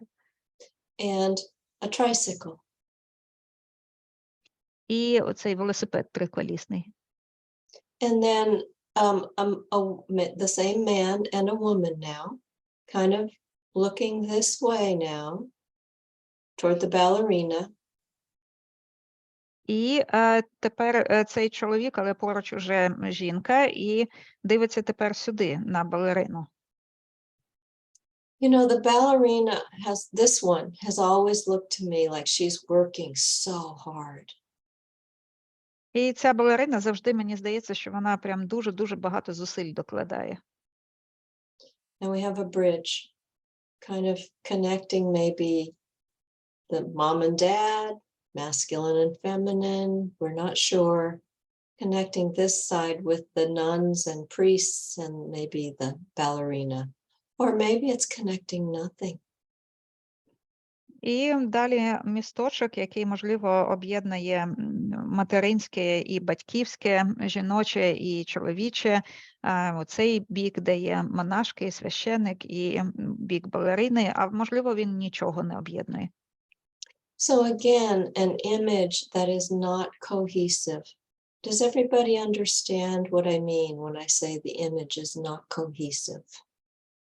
І знову ж таки, ще один приклад образу, який не зв'язаний. Чи всім зрозуміло, що я маю на увазі, коли кажу не зв'язаний, не зв'язаний? I will show you pretty soon. I will show you a cohesive image so you can feel the difference. Я вже скоро покажу вам зв'язний образ, і тоді ви ще краще зрозумієте, в чому різниця. When I saw these pacifiers, my thought was, oh, those are for each of us to kind of soothe us in the white noise. Коли я побачила ці дві соски, я одразу подумала, а це для нас двох, щоб себе заспокоювати у цьому білому шумі. So we know that pacifiers soothe infants. Infants need to suck, but so often pacifiers are overused. І ми знаємо, що соски для того, щоб заспокоювати дітей, що маленькі діти, щоб заспокоюватись, повинні смоктати, але часто ними зловживають. Pacifiers are kind of controversial in the United States. People either love them and think they're great, or they hate them and think they should never be used. Це дуже такий суперечливий, контроверсивний предмет обговорення в США. Принаймні люди або кажуть, що це благословіння, що це круто, або кажуть, що взагалі не можна і це зловживання. And then we have this tray. The most striking thing is that Wonder Woman is now marching in. І наступна пісочниця, і тут привертаю увагу ця жінка, супержінка, яка нібито входить в цю картину. She's a strong feminine, and at the same time the hand is coming from the direction of my chair. Вона сильна жінка, утім в напрямку мого крісла ми бачимо руку розвернуту. And we have lots of music here. Piano, trumpet, guitar, French horn. І ми бачимо багато музичних інструментів, і гітара, і фортепіано, і духові інструменти. Music was very important to Claire, and it calmed her. Для Клер музика була дуже важлива, вона її заспокоювала. But something that really struck me was this mama pig. Looks like she's blowing on the trumpet, but she's separated from her piglet by something really primitive, like an alligator hatching from this white egg. І найбільше мене вразила ця мама-свиня, свиноматка, але вона нібито дмухає у трубу, але насправді вона відділена від свого дитятка і відділена таким чимось примітивним, первісним, це нібито алігатор якийсь, який вилуплюється з яйця. So right in the center, remember the center is important, something primitive is hatching. І ми пам'ятаємо, що центр – це важливо. І тут прямо у центрі вилуплюється щось примітивне, первісне. And this suggests that something of her trauma is going to come into form. І це вказує на те, що якісь матеріали її травми набуває форми певної. Here's that little monster. I call this the desperation monster because he's not really ferocious, he's more scared.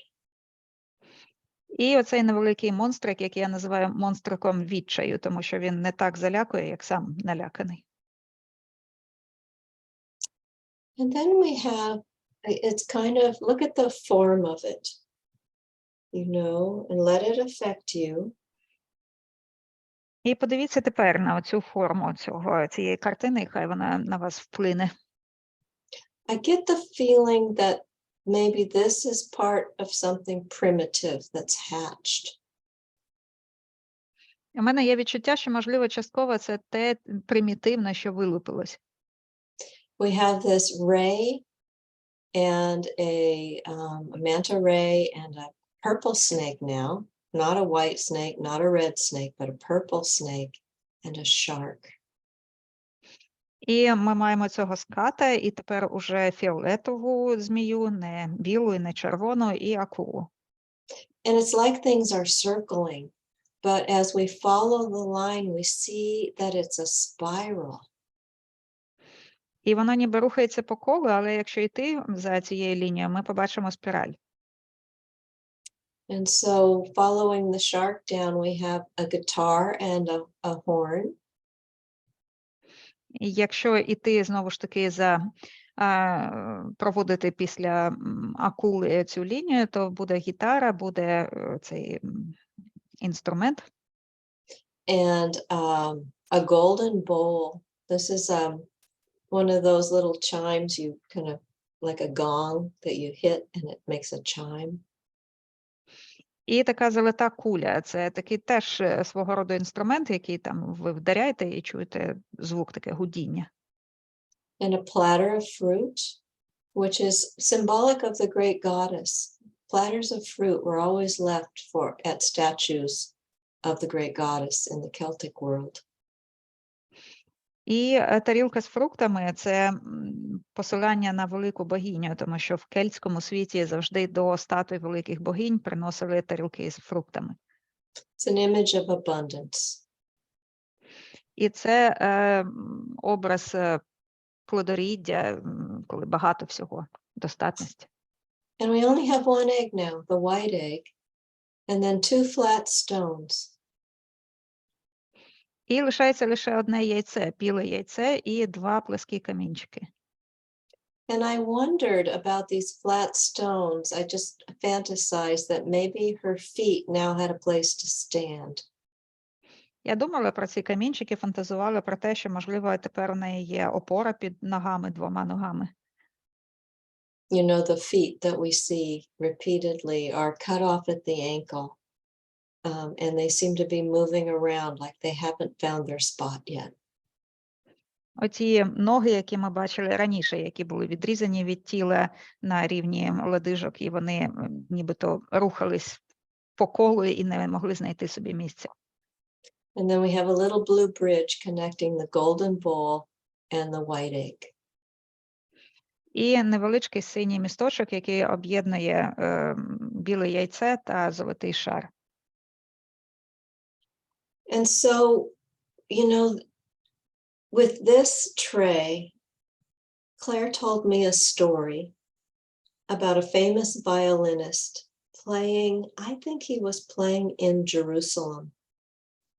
And bombs started to fall. And he put on his gas mask and he kept playing. І коли вона будувала цю пісочницю, Клер почала мені розповідати історію про відомого якогось скрипаля. Якщо я не помиляюся, він грав в Єрусалімі, і почалося бомбардування, почали падати бомби, а він надягнув протигаз і продовжив грати. And she said, sometimes we just need music to get us through whatever it is. І вона сказала, іноді нам просто потрібна музика, щоб ми могли з її допомогою пройти через те, що треба пройти. So my feeling is that we're deep in the unconscious here, the deepest that we've been, that we are moving down the V diagram into the unconscious. І моє відчуття таке, що ми зараз занурились глибше у несвідоме, ніж будь-коли раніше. Тобто по цій діаграмі в формі літери В ми зараз найглибше заглиблені. So this is more of a cohesive image because we can see form, we can see a spiral, but these figures are not related to each other. Це більш такий послідовний, зв'язаний образ, тому що ми бачимо певну форму, певну спіраль, але ці предмети не пов'язані один з одним. Okay, so now we're moving to the second part where we see the images become more directly related to trauma. І тут ми переходимо до другої частини, де ми бачимо вже образи, які більш безпосередньо пов'язані з травмою. So right after this tray, on a night that, we had an appointment, she was not making a tray, she was talking to me. І після цієї картини у нас була зустріч, де вона не будувала нічого в піску, вона говорила зі мною. And I was sitting listening to her, and as I sat there, I had this strange yet wonderful feeling in my body. And I felt this intense somatic sensation of my breasts becoming engorged with milk, as if I were breastfeeding my own hungry infant. І я сиділа з нею і слухала її, і раптом почала відчувати щось таке дивне і чудове в своєму тілі. Я відчула інтенсивний соматичний досвід переживання, нібито мої груди наповнюються молоком, і нібито я знаходжуся з своєю голодною дитиною, немовлям. So those of you who have nursed a baby or breastfed a baby, you know that when they cry, your milk lets down and your breasts fill up with milk. Якщо ви мали досвід вигодовування дитини, то ви знаєте, що коли дитина голодна починає плакати, то груди наповнюються молоком. So it wasn't really happening, of course, but it felt like it was. Це, звичайно, буквально не відбувалося, але було таке відчуття. And it had been many years since I had fed a baby that way, and I was shocked. Пройшло вже багато років відтоді, як я вигодовувала свою дитину, тож для мене це був шок. And later, I tried to make sense of this, and I felt that Claire's desperate hunger to be nurtured and soothed had been let down into my body. І потім я намагалася це осмислити. Я відчувала ніби такий відчайдушний голод, надзвичайний голод Клер у тому, щоб її заспокоїли, щоб її вигодовували, що він нібито був перенесений в моє тіло. So in this way, conscious and unconscious came together in this emotional truth. І таким чином свідоме і несвідоме нібито поєдналися, перетнулися в такій емоційній правді, істині. And I was just stunned as I realized that I'd been helped to embody the depth of her need, so I could really understand it. And after this, again, the white noise noticeably receded.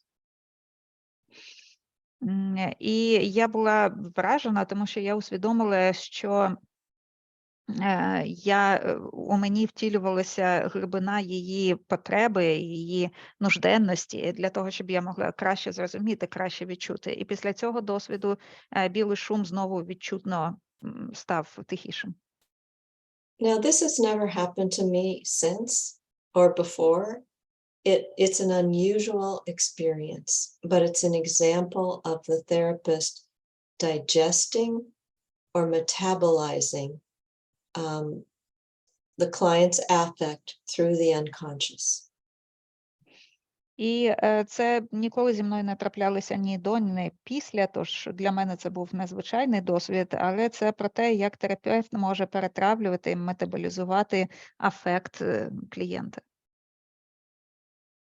So here's the next tray that Claire made.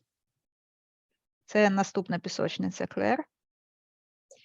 And like my experience in the countertransference, where I experienced her desperate need, I felt that this mask also expressed her need. І як я в контрперенесенні відчула її нужденність, її таку потребу, так і тут в цій масці я бачила її нужденний крик про потреби. And also the rage of the infant who's not been fed. І також гнів немовля, яке не нагодовано. I don't know if I mentioned last week that Claire's mother was only feeding her every 4 hours. And the doctor said to the mother, "You're starving your child. You need to feed her whenever she's hungry." І я не пам'ятаю, чи я згадувала це минулого разу, але мати Клер, коли вона була немовлям, годувала її суворо кожні 4 години. І лікарі їй казали, що ви морите голодом свою дитину, ви маєте по потребі годувати. So this is an image of preverbal trauma.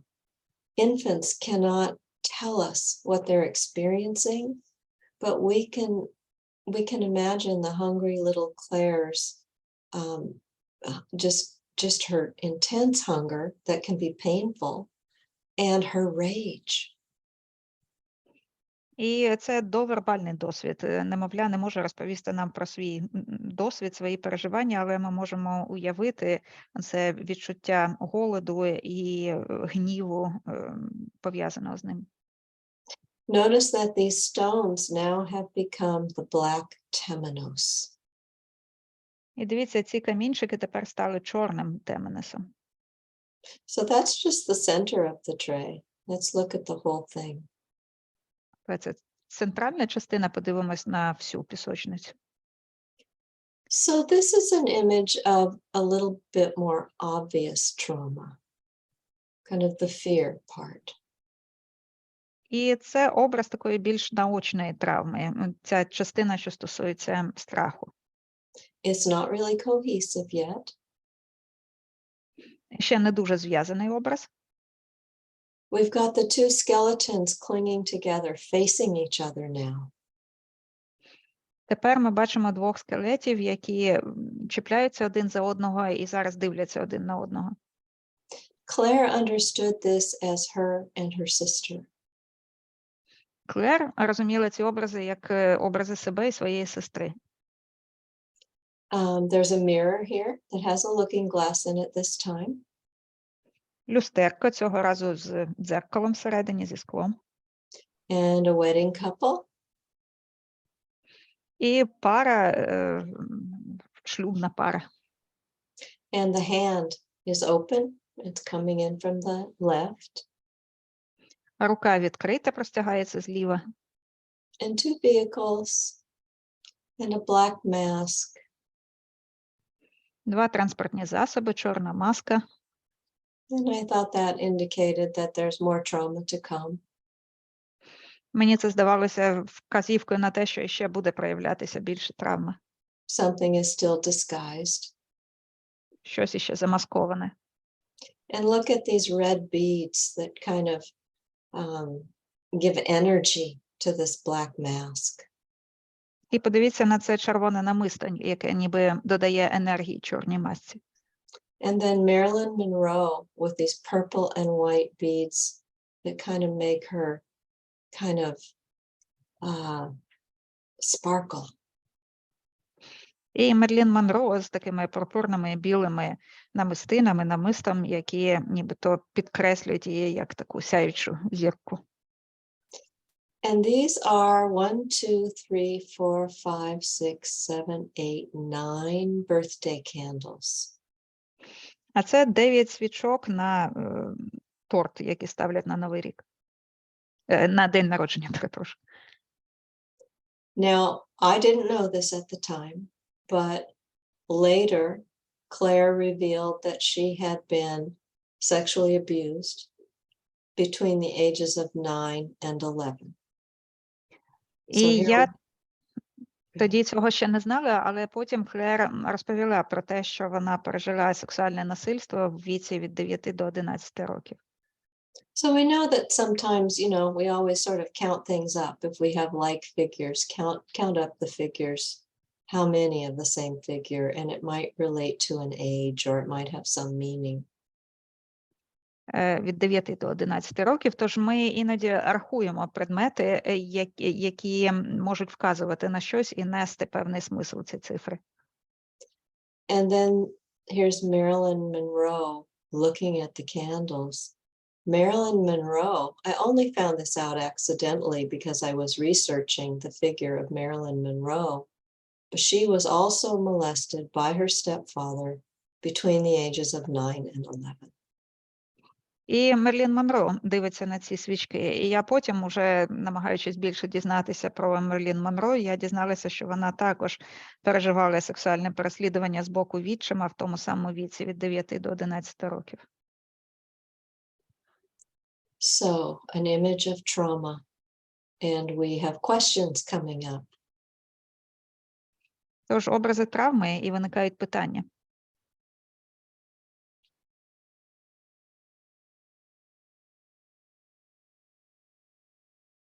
So we're moving deeper into the trauma now, and it's as if we've entered what we might call the maw, the big, large, open mouth that gobbles things up. І ми заглиблюємося все глибше до травми. І тут ми бачимо ніби такий крик до матері, такий відкритий рот, з якого щось вилітає. So take this image in and let it affect you. Just see what happens inside. Спробуйте відчути цей образ, відстежте, що відбувається всередині.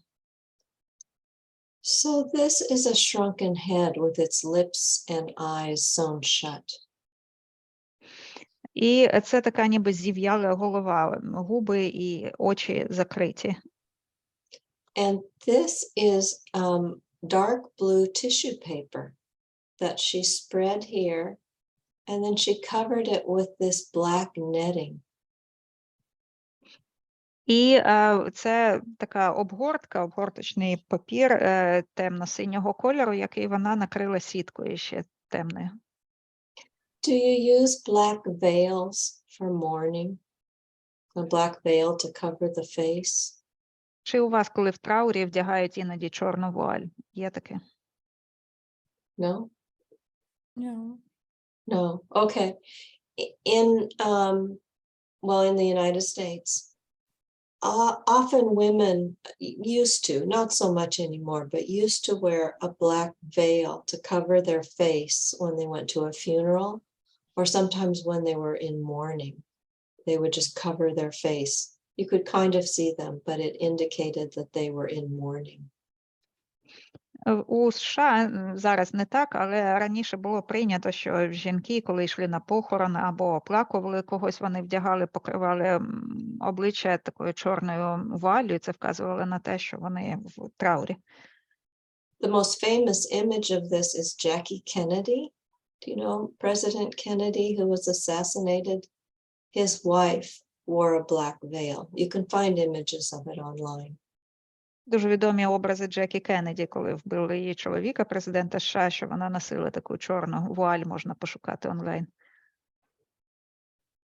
And notice that the temenos has split apart. It's expanded so it can hold more. Дивіться, теменос, він нібито розширився для того, щоб більше в себе вмістити. And this is a little tiny baby in a little tiny basket floating downstream.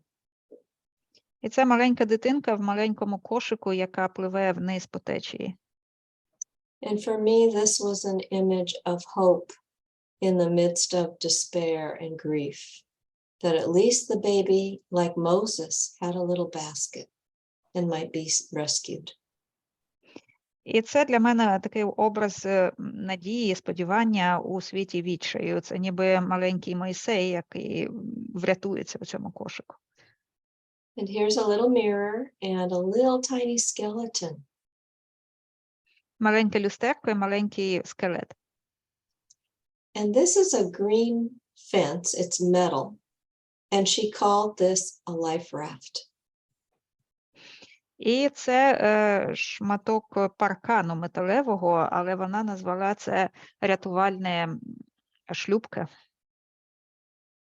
But it's metal. It would not have floated. It would sink. So even the life raft isn't enough in this. It's an image for me of despair. Але вона з металу, тобто насправді вона б не плавала, ця шлюпка потонула. Тож для мене це іще одна вказівка на такий світ суцільного відчаю. So notice how you experience this image. We're not in the territory of dissociation. So, well, there is dissociation, but it's not that cracked desert feeling. There's more affect here. Do you feel it? І спробуйте відстежити свої почуття, тому що ми вже не на території дисоціації. Тут є певні елементи дисоціації, але це вже не така мертва пустеля. Тут є афект, відчуваєте? Does anybody feel it, or are you still feeling drowsy? Ну, Хтось за відчуває, першим, чи... Мгм. якщо можна, я скажу, що за першим враженням дійсно було таке відчуття якогось ритуалу, причому траурного. І все, що описувала потім Лінда, настільки от співпадало з цим відчуттям. My І first воно- perception was that of a ritual, of a mourning ritual, and everything that you described further on was very much in line with that perception. Okay. Yeah. Anybody else want to comment? І ще хтось прокоментує?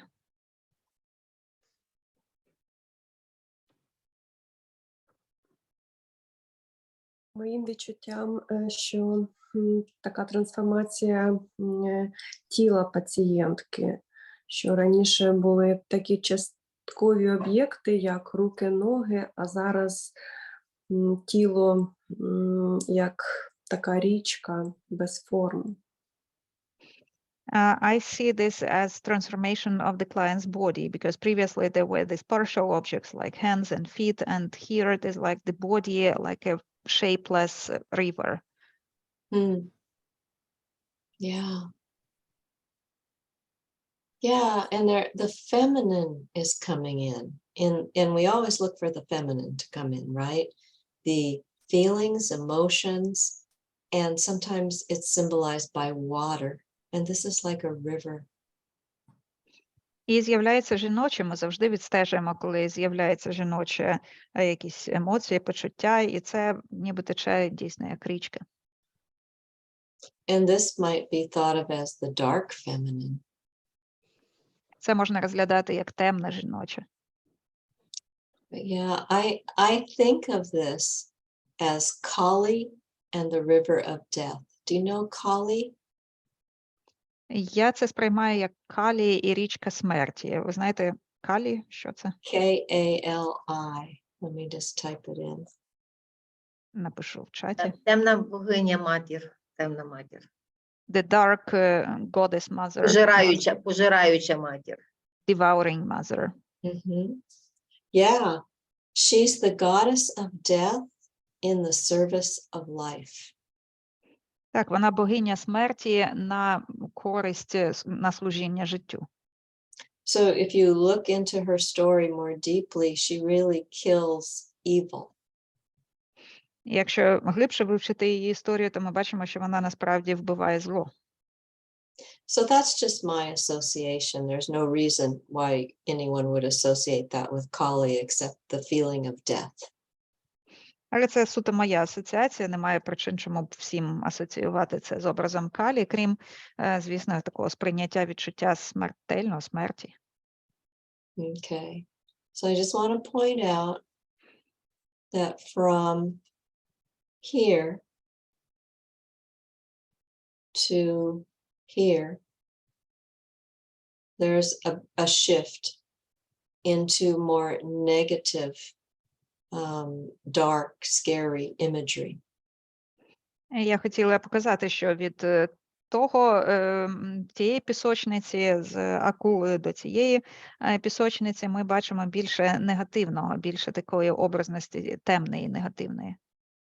So we can feel ourselves going deeper down the V diagram into the unconscious, and images of trauma are appearing. І ми бачимо, як ми спускаємося діаграмою V глибше в несвідоме, і як з'являється більше образів травми. And this indicates the synchronistic moment where both therapist and client witness this image of trauma together and something is healed. І це може бути прикладом синхроністичного моменту, коли і клієнт, і терапевт стають свідками появи образу травми, і відбувається певне зцілення. And the same for this one. I think this was a synchronistic moment. Те саме тут. Я це теж відчувала як момент синхронії. Okay, so the next one is this. Далі наступний. So how do you experience this tray? Як вам відчувається цей образ?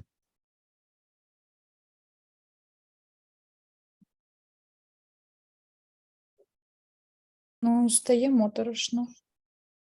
Eerie. Yeah. Yeah. Можна скажу? Дуже цікаво, що по зрівнянню з попереднім піском, де начебто плоский малюнок, але відчувається глибина тої річки життя. На цьому піску також відчувається така травмована частина, але мою увагу тепер вже привертає зміна голови, начебто вона стає живою. In contrast to the previous picture, which was flat, but you can perceive, you can feel the depths. Here I also see images of the trauma, but I focus on the head, and the head seems to be kind of animated, as if it becomes alive. Mm-hmm. It's looking over to the side, isn't it? Да, Yeah. і дивиться в бік.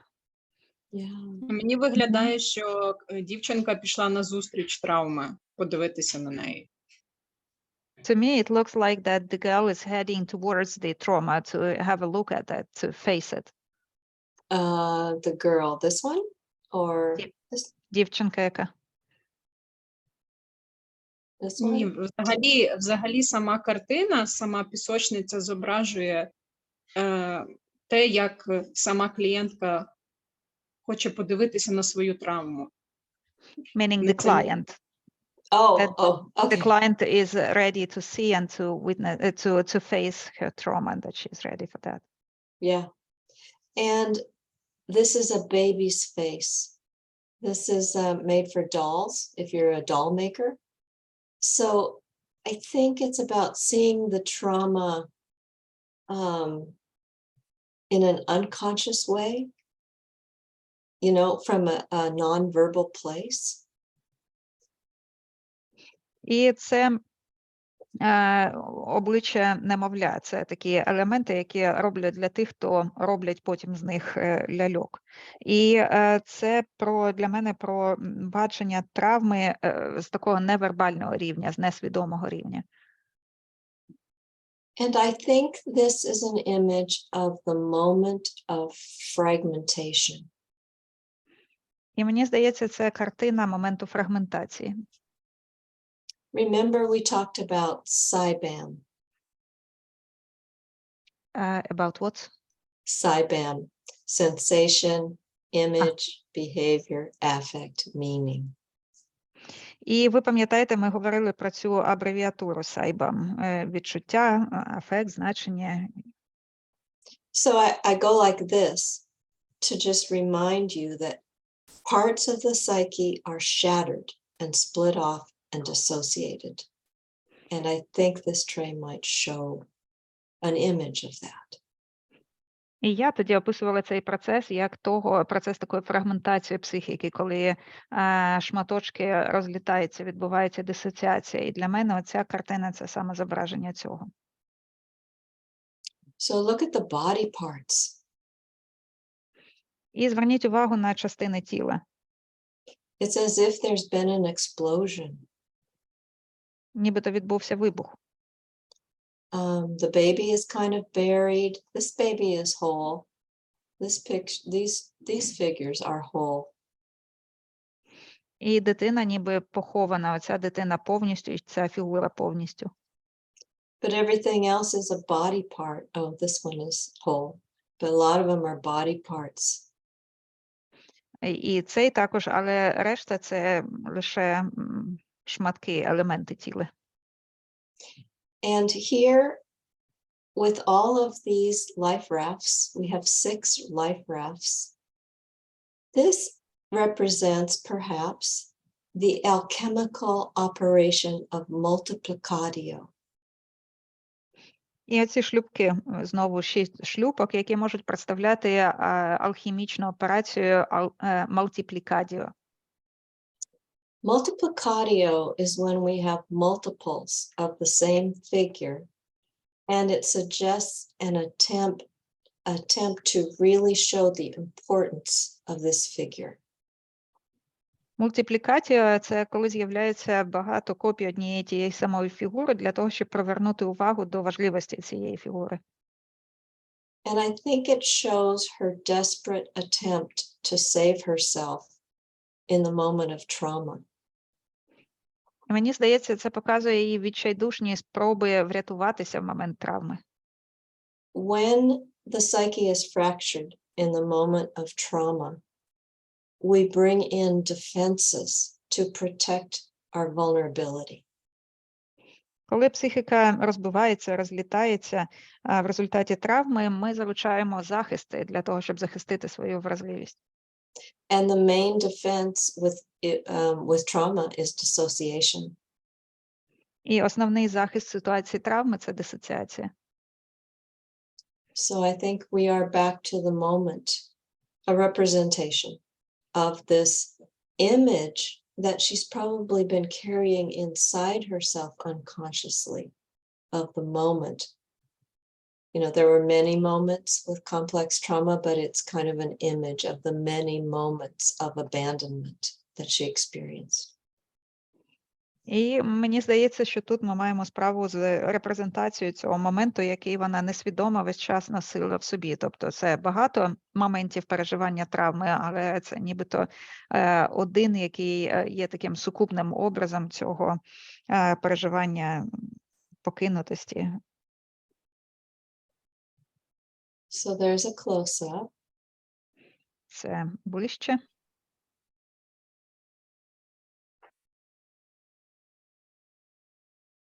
So let's take in the lotus. Just after all of that trauma, let's just take in this image of wholeness, this image of the self. The lotus is sorry, go ahead. І давайте спробуємо тепер перейти зосередитись на образі лотоса, тому що після образів травми важливо відновити свою таку цілісність і зібратися. The lotus is an image of the self, a possible image of the self, because it's round, it's a flower, it's in the shape of a mandala.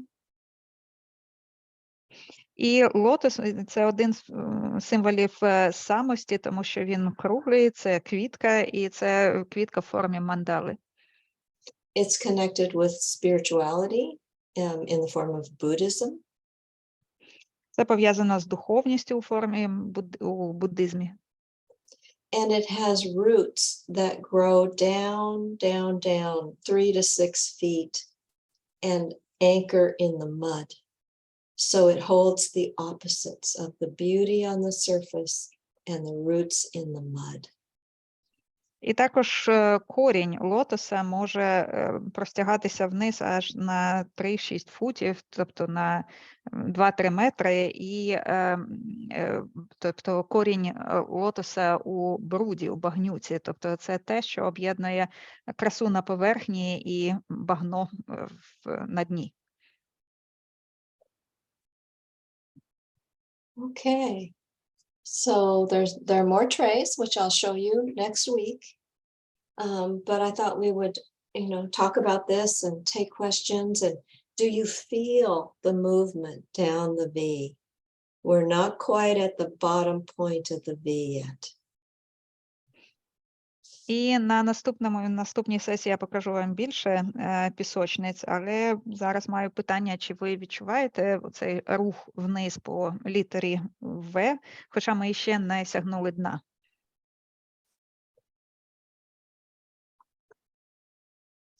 Good. Good. I see some nodding heads. Great. If you have questions, I'd be happy to clarify. Or if you have comments. Бачу, що люди кивають, і зараз, якщо у вас є питання, я рада буду прояснити, можливо, коментарі якісь є. Можна, будь ласка, питання, чи могли б ви десь на цих малюнках показати енергію, про ту, яку ви говорили, що якщо є на шляху енергії блок, то там з'являється симптом. Чи можете ви привести приклад на малюнку? If in any of these pictures there is an example of what you described previously, this is the energy flow, and when it is blocked, and then the symptoms may appear, if you have any examples there. I think I can show you that better next week, but I can begin to show you. Good question. So Хороше питання, я детальніше покажу наступного тижня, але тут спробую підвести. So I think in these early images, the image is blocked because, or the energy is blocked because of, we see it and feel it in the lack of cohesiveness of the image. Мені здається, ці попередні образи, тут блокується енергія, тому що цим образам, картинам бракує зв'язаності. There are clusters of unrelated figures, and even within the clusters, sometimes the figures aren't related. Є такі кластери, ніби кубки непов'язаних між собою об'єктів, і навіть всередині цих кубок, кластерів, вони часто не пов'язані ніяк. So we know that all of this needs to be sorted out, differentiated, matched up with something that relates to it or something new coming in to connect with. І ми знаємо, що це те, що потребує диференціації, необхідно співставлення з подібними об'єктами, і, можливо, буде з'являтися якийсь зв'язок, або будуть з'являтися нові об'єкти, які будуть зв'язувати те, що є. So with trauma, it's not only the synchronistic moment that shows us this profound moment of the trauma and heals it, but then the images that come after that bring in something new, something more positive and more spiritual. І у травмі ми орієнтуємось не лише на момент синхронії, який веде до певного зцілення, але й на те, що потім з'являються такі нові образи, позитивні образи. So from here, we have things are starting to get divided up and connected. This is an image of energy flow, that there's a bridge that connects two things that are definite, and I'm calling it inner world and outer world. І звідси ми починаємо бачити уже таку розділення на фігури подвоє і певний зв'язок між цими фігурами і місток, який також сприяє руху енергії між тим, що я називаю внутрішнім і зовнішнім світами. So part of what we're looking for in energy flow is connection, new connections. І коли ми аналізуємо потік енергії, ми частково зважаємо на зв'язки, нові зв'язки, які з'являються. Sometimes you'll see it that fences are removed. You know, if there are fences blocking something, or if there's maybe a big pile of sand that cars are crashing into, and then suddenly there's a road where the cars can keep traveling. Those too would be examples of the energy beginning to move. І іноді ми бачимо, як вивільнюється, відновлюється потік енергії, коли знімаються паркани, коли, або, скажімо, там на шляху енергії була купа піску, вона зникає, або була автомобільна аварія, і раптом ми бачимо, що дорога чиста, і можуть їхати автомобілі. So this is an example of energy unblocked a little bit. І це приклад також, де трохи розблоковується енергія. And then this one, we're showing the affect underneath the reason for blockage of energy. But look at this snake, it's unwound and it's red. There's movement there, although it's a little bit creepy. І тут ми бачимо як ілюстрацію того афекту, який лежав під поверхнею. І ви бачите цю змію, яка вже не скручена, яка червона і хоч виглядає трохи такою моторошною, але вона, ну, показує певний рух. So you can also see the movement of energy as the same figure takes different form through different trays, such as the white snake moving to the red snake, moving to the purple snake. І іноді ми бачимо рух також у тому, як трансформуються різні предмети у пісочниці, як, наприклад, ця біла змія трансформується у червону змію і трансформується потім у цю фіолетову. So if we look at these, we don't see much movement of energy here because there's a back and forth between movement and stagnation, or creation and destruction in Sandplay. І тут ми не бачимо значного руху, тому що відбувається такий процес руху то туди, то сюди, від стагнації до руху, від креативності до деструкції в процесі Sandplay. So we don't really see a cohesive image. We don't see things connected up. There's a bridge which feels like an attempt to connect, but we're not sure what it connects with here. So the energy's not moving here, it's stagnant. І тут ми не бачимо особливої зв'язаності, ми бачимо якийсь місточок, як нібито спробу щось поєднати, але не зовсім очевидно, що з чим поєднано, і тут загалом таке відчуття стагнації. And here I feel energy moving with this figure walking in. It feels like she's very active and very strong. І тут я відчуваю рух енергії від цієї жіночої фігури, яка видається дуже активною, сильною. Also, I would just point out that music moves us.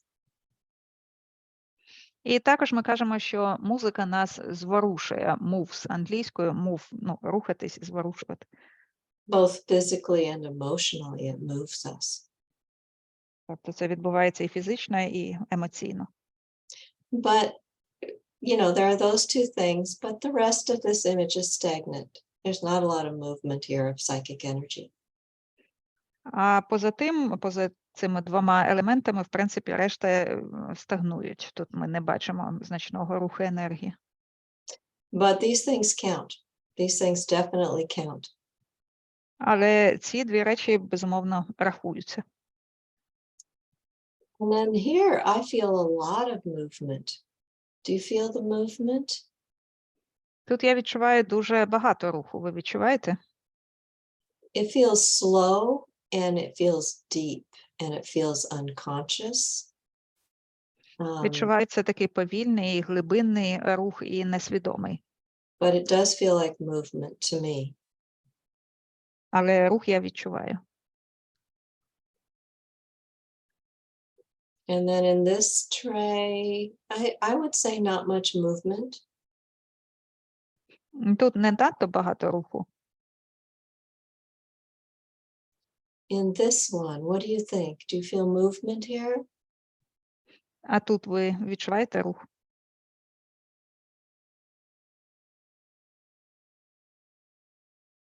I feel unblocked psychic energy here.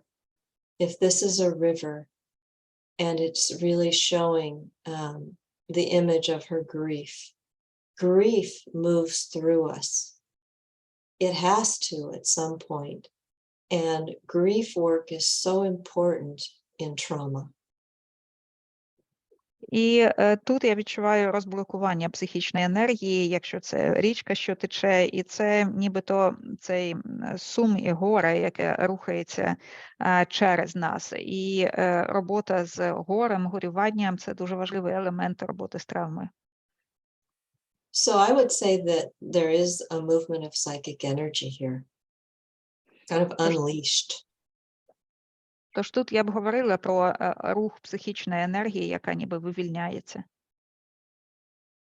And then this one, I feel like it's after the explosion. А це відчуття картини після вибуху. It's kind of the flotsam and jetsam of the whatever, you know, like maybe what happened in this river is just, it's floating, or it's in space, or there's, I don't feel movement. I feel like this is after the shattering. Це ніби такі шматки розкидані, і, можливо, те, що відбулося на попередній картині, це результат тих подій, нібито якісь такі фрагменти розкидані в космосі. Тобто для мене це відчуття, що це після чогось, що сталося після вибуху. So it's in the next trace that we'll see next week that you see a lot of movement. They're very different than these trays so far. І на наступному тижні ви побачите наступні пісочниці, і там буде дуже багато руху. Вони дуже відрізняються від тих, які ми досі бачили. Does that help? Чи це корисно? That you can get the idea a little bit. It's very subtle, but once you get used to looking for it, you will see it more easily. You'll feel it. І це трохи так неочевидно, але коли ви призвичаєтесь це відстежувати, то значно простіше йде, бо просто відчуваєш. Are there other questions or comments? І ще питання, коментарі. I want to say thank you for the lotus, for the flower after. It was great, thanks. You are welcome. It's needed, right? After all those images of trauma. Yes, it was very needed. Yes. Подяка за лотос, що це те, що потрібно після образів травми. Для мене лотос з'єднує три стихії – землю, воду і повітря. To me, lotus combines three elements. This is the ground, the soil, the water, and air. Yes. Yes. It's a beautiful image, isn't it? It's very calming. Образ такий заспокійливий. Yeah. А для мене, що лотос саме з цим випадком на першій сесії були кольори білий і оранжевий. І сьогоднішню зустріч ми закінчили також цими кольорами, але вони вже були структуровані. І це дуже підтримує. In connection with this case, I see lotus. I think about the first picture that you showed us, where there were colors white and orange. And here today we wrap up with the same colors, but they are more structured, and this is quite inspiring. Oh, yes. You know, it is possible to understand a Sandplay process through the changes in color. І ви знаєте, що процес Sandplay можна розуміти також відстежуючи зміну кольорів. You know, you can use alchemy, you can use Jungian theory, you can use all these different symbolic methods or symbolic patterns, but color is one of them. Тут можна використовувати алхімічний підхід, юнгіанську теорію, можна використовувати різні символічні паттерни, і колір – це один з них. So it's time for us to end in about a minute or two. So I would just like to thank you. And I'd like to have us all end with something that might help you and your clients work with trauma. І нам уже час завершувати за пару хвилин. Я хочу всім вам подякувати і завершити тим, що вам самим і усім нам, власне, допомагатиме і допомагатиме вам працювати з травмою. And that is just put your hand on your heart Покладіть руку на серце and breathe і дихайте. and feel yourself there. І Just відчуйте себе. Reconnect with yourself. Відновіть зв'язок з собою. Because in trauma work, we can kind of lose ourselves and become vicariously traumatized. І тому що в роботі з травмою ми можемо втрачати себе, ми можемо переживати вторинну травму.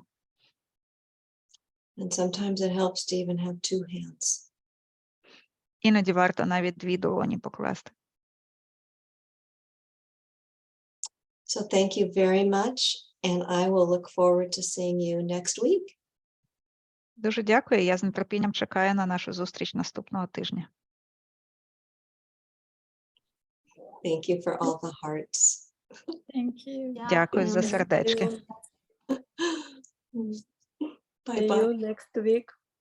Yes, I will send the recording. І я надішлю посилання на запис. Thank you all.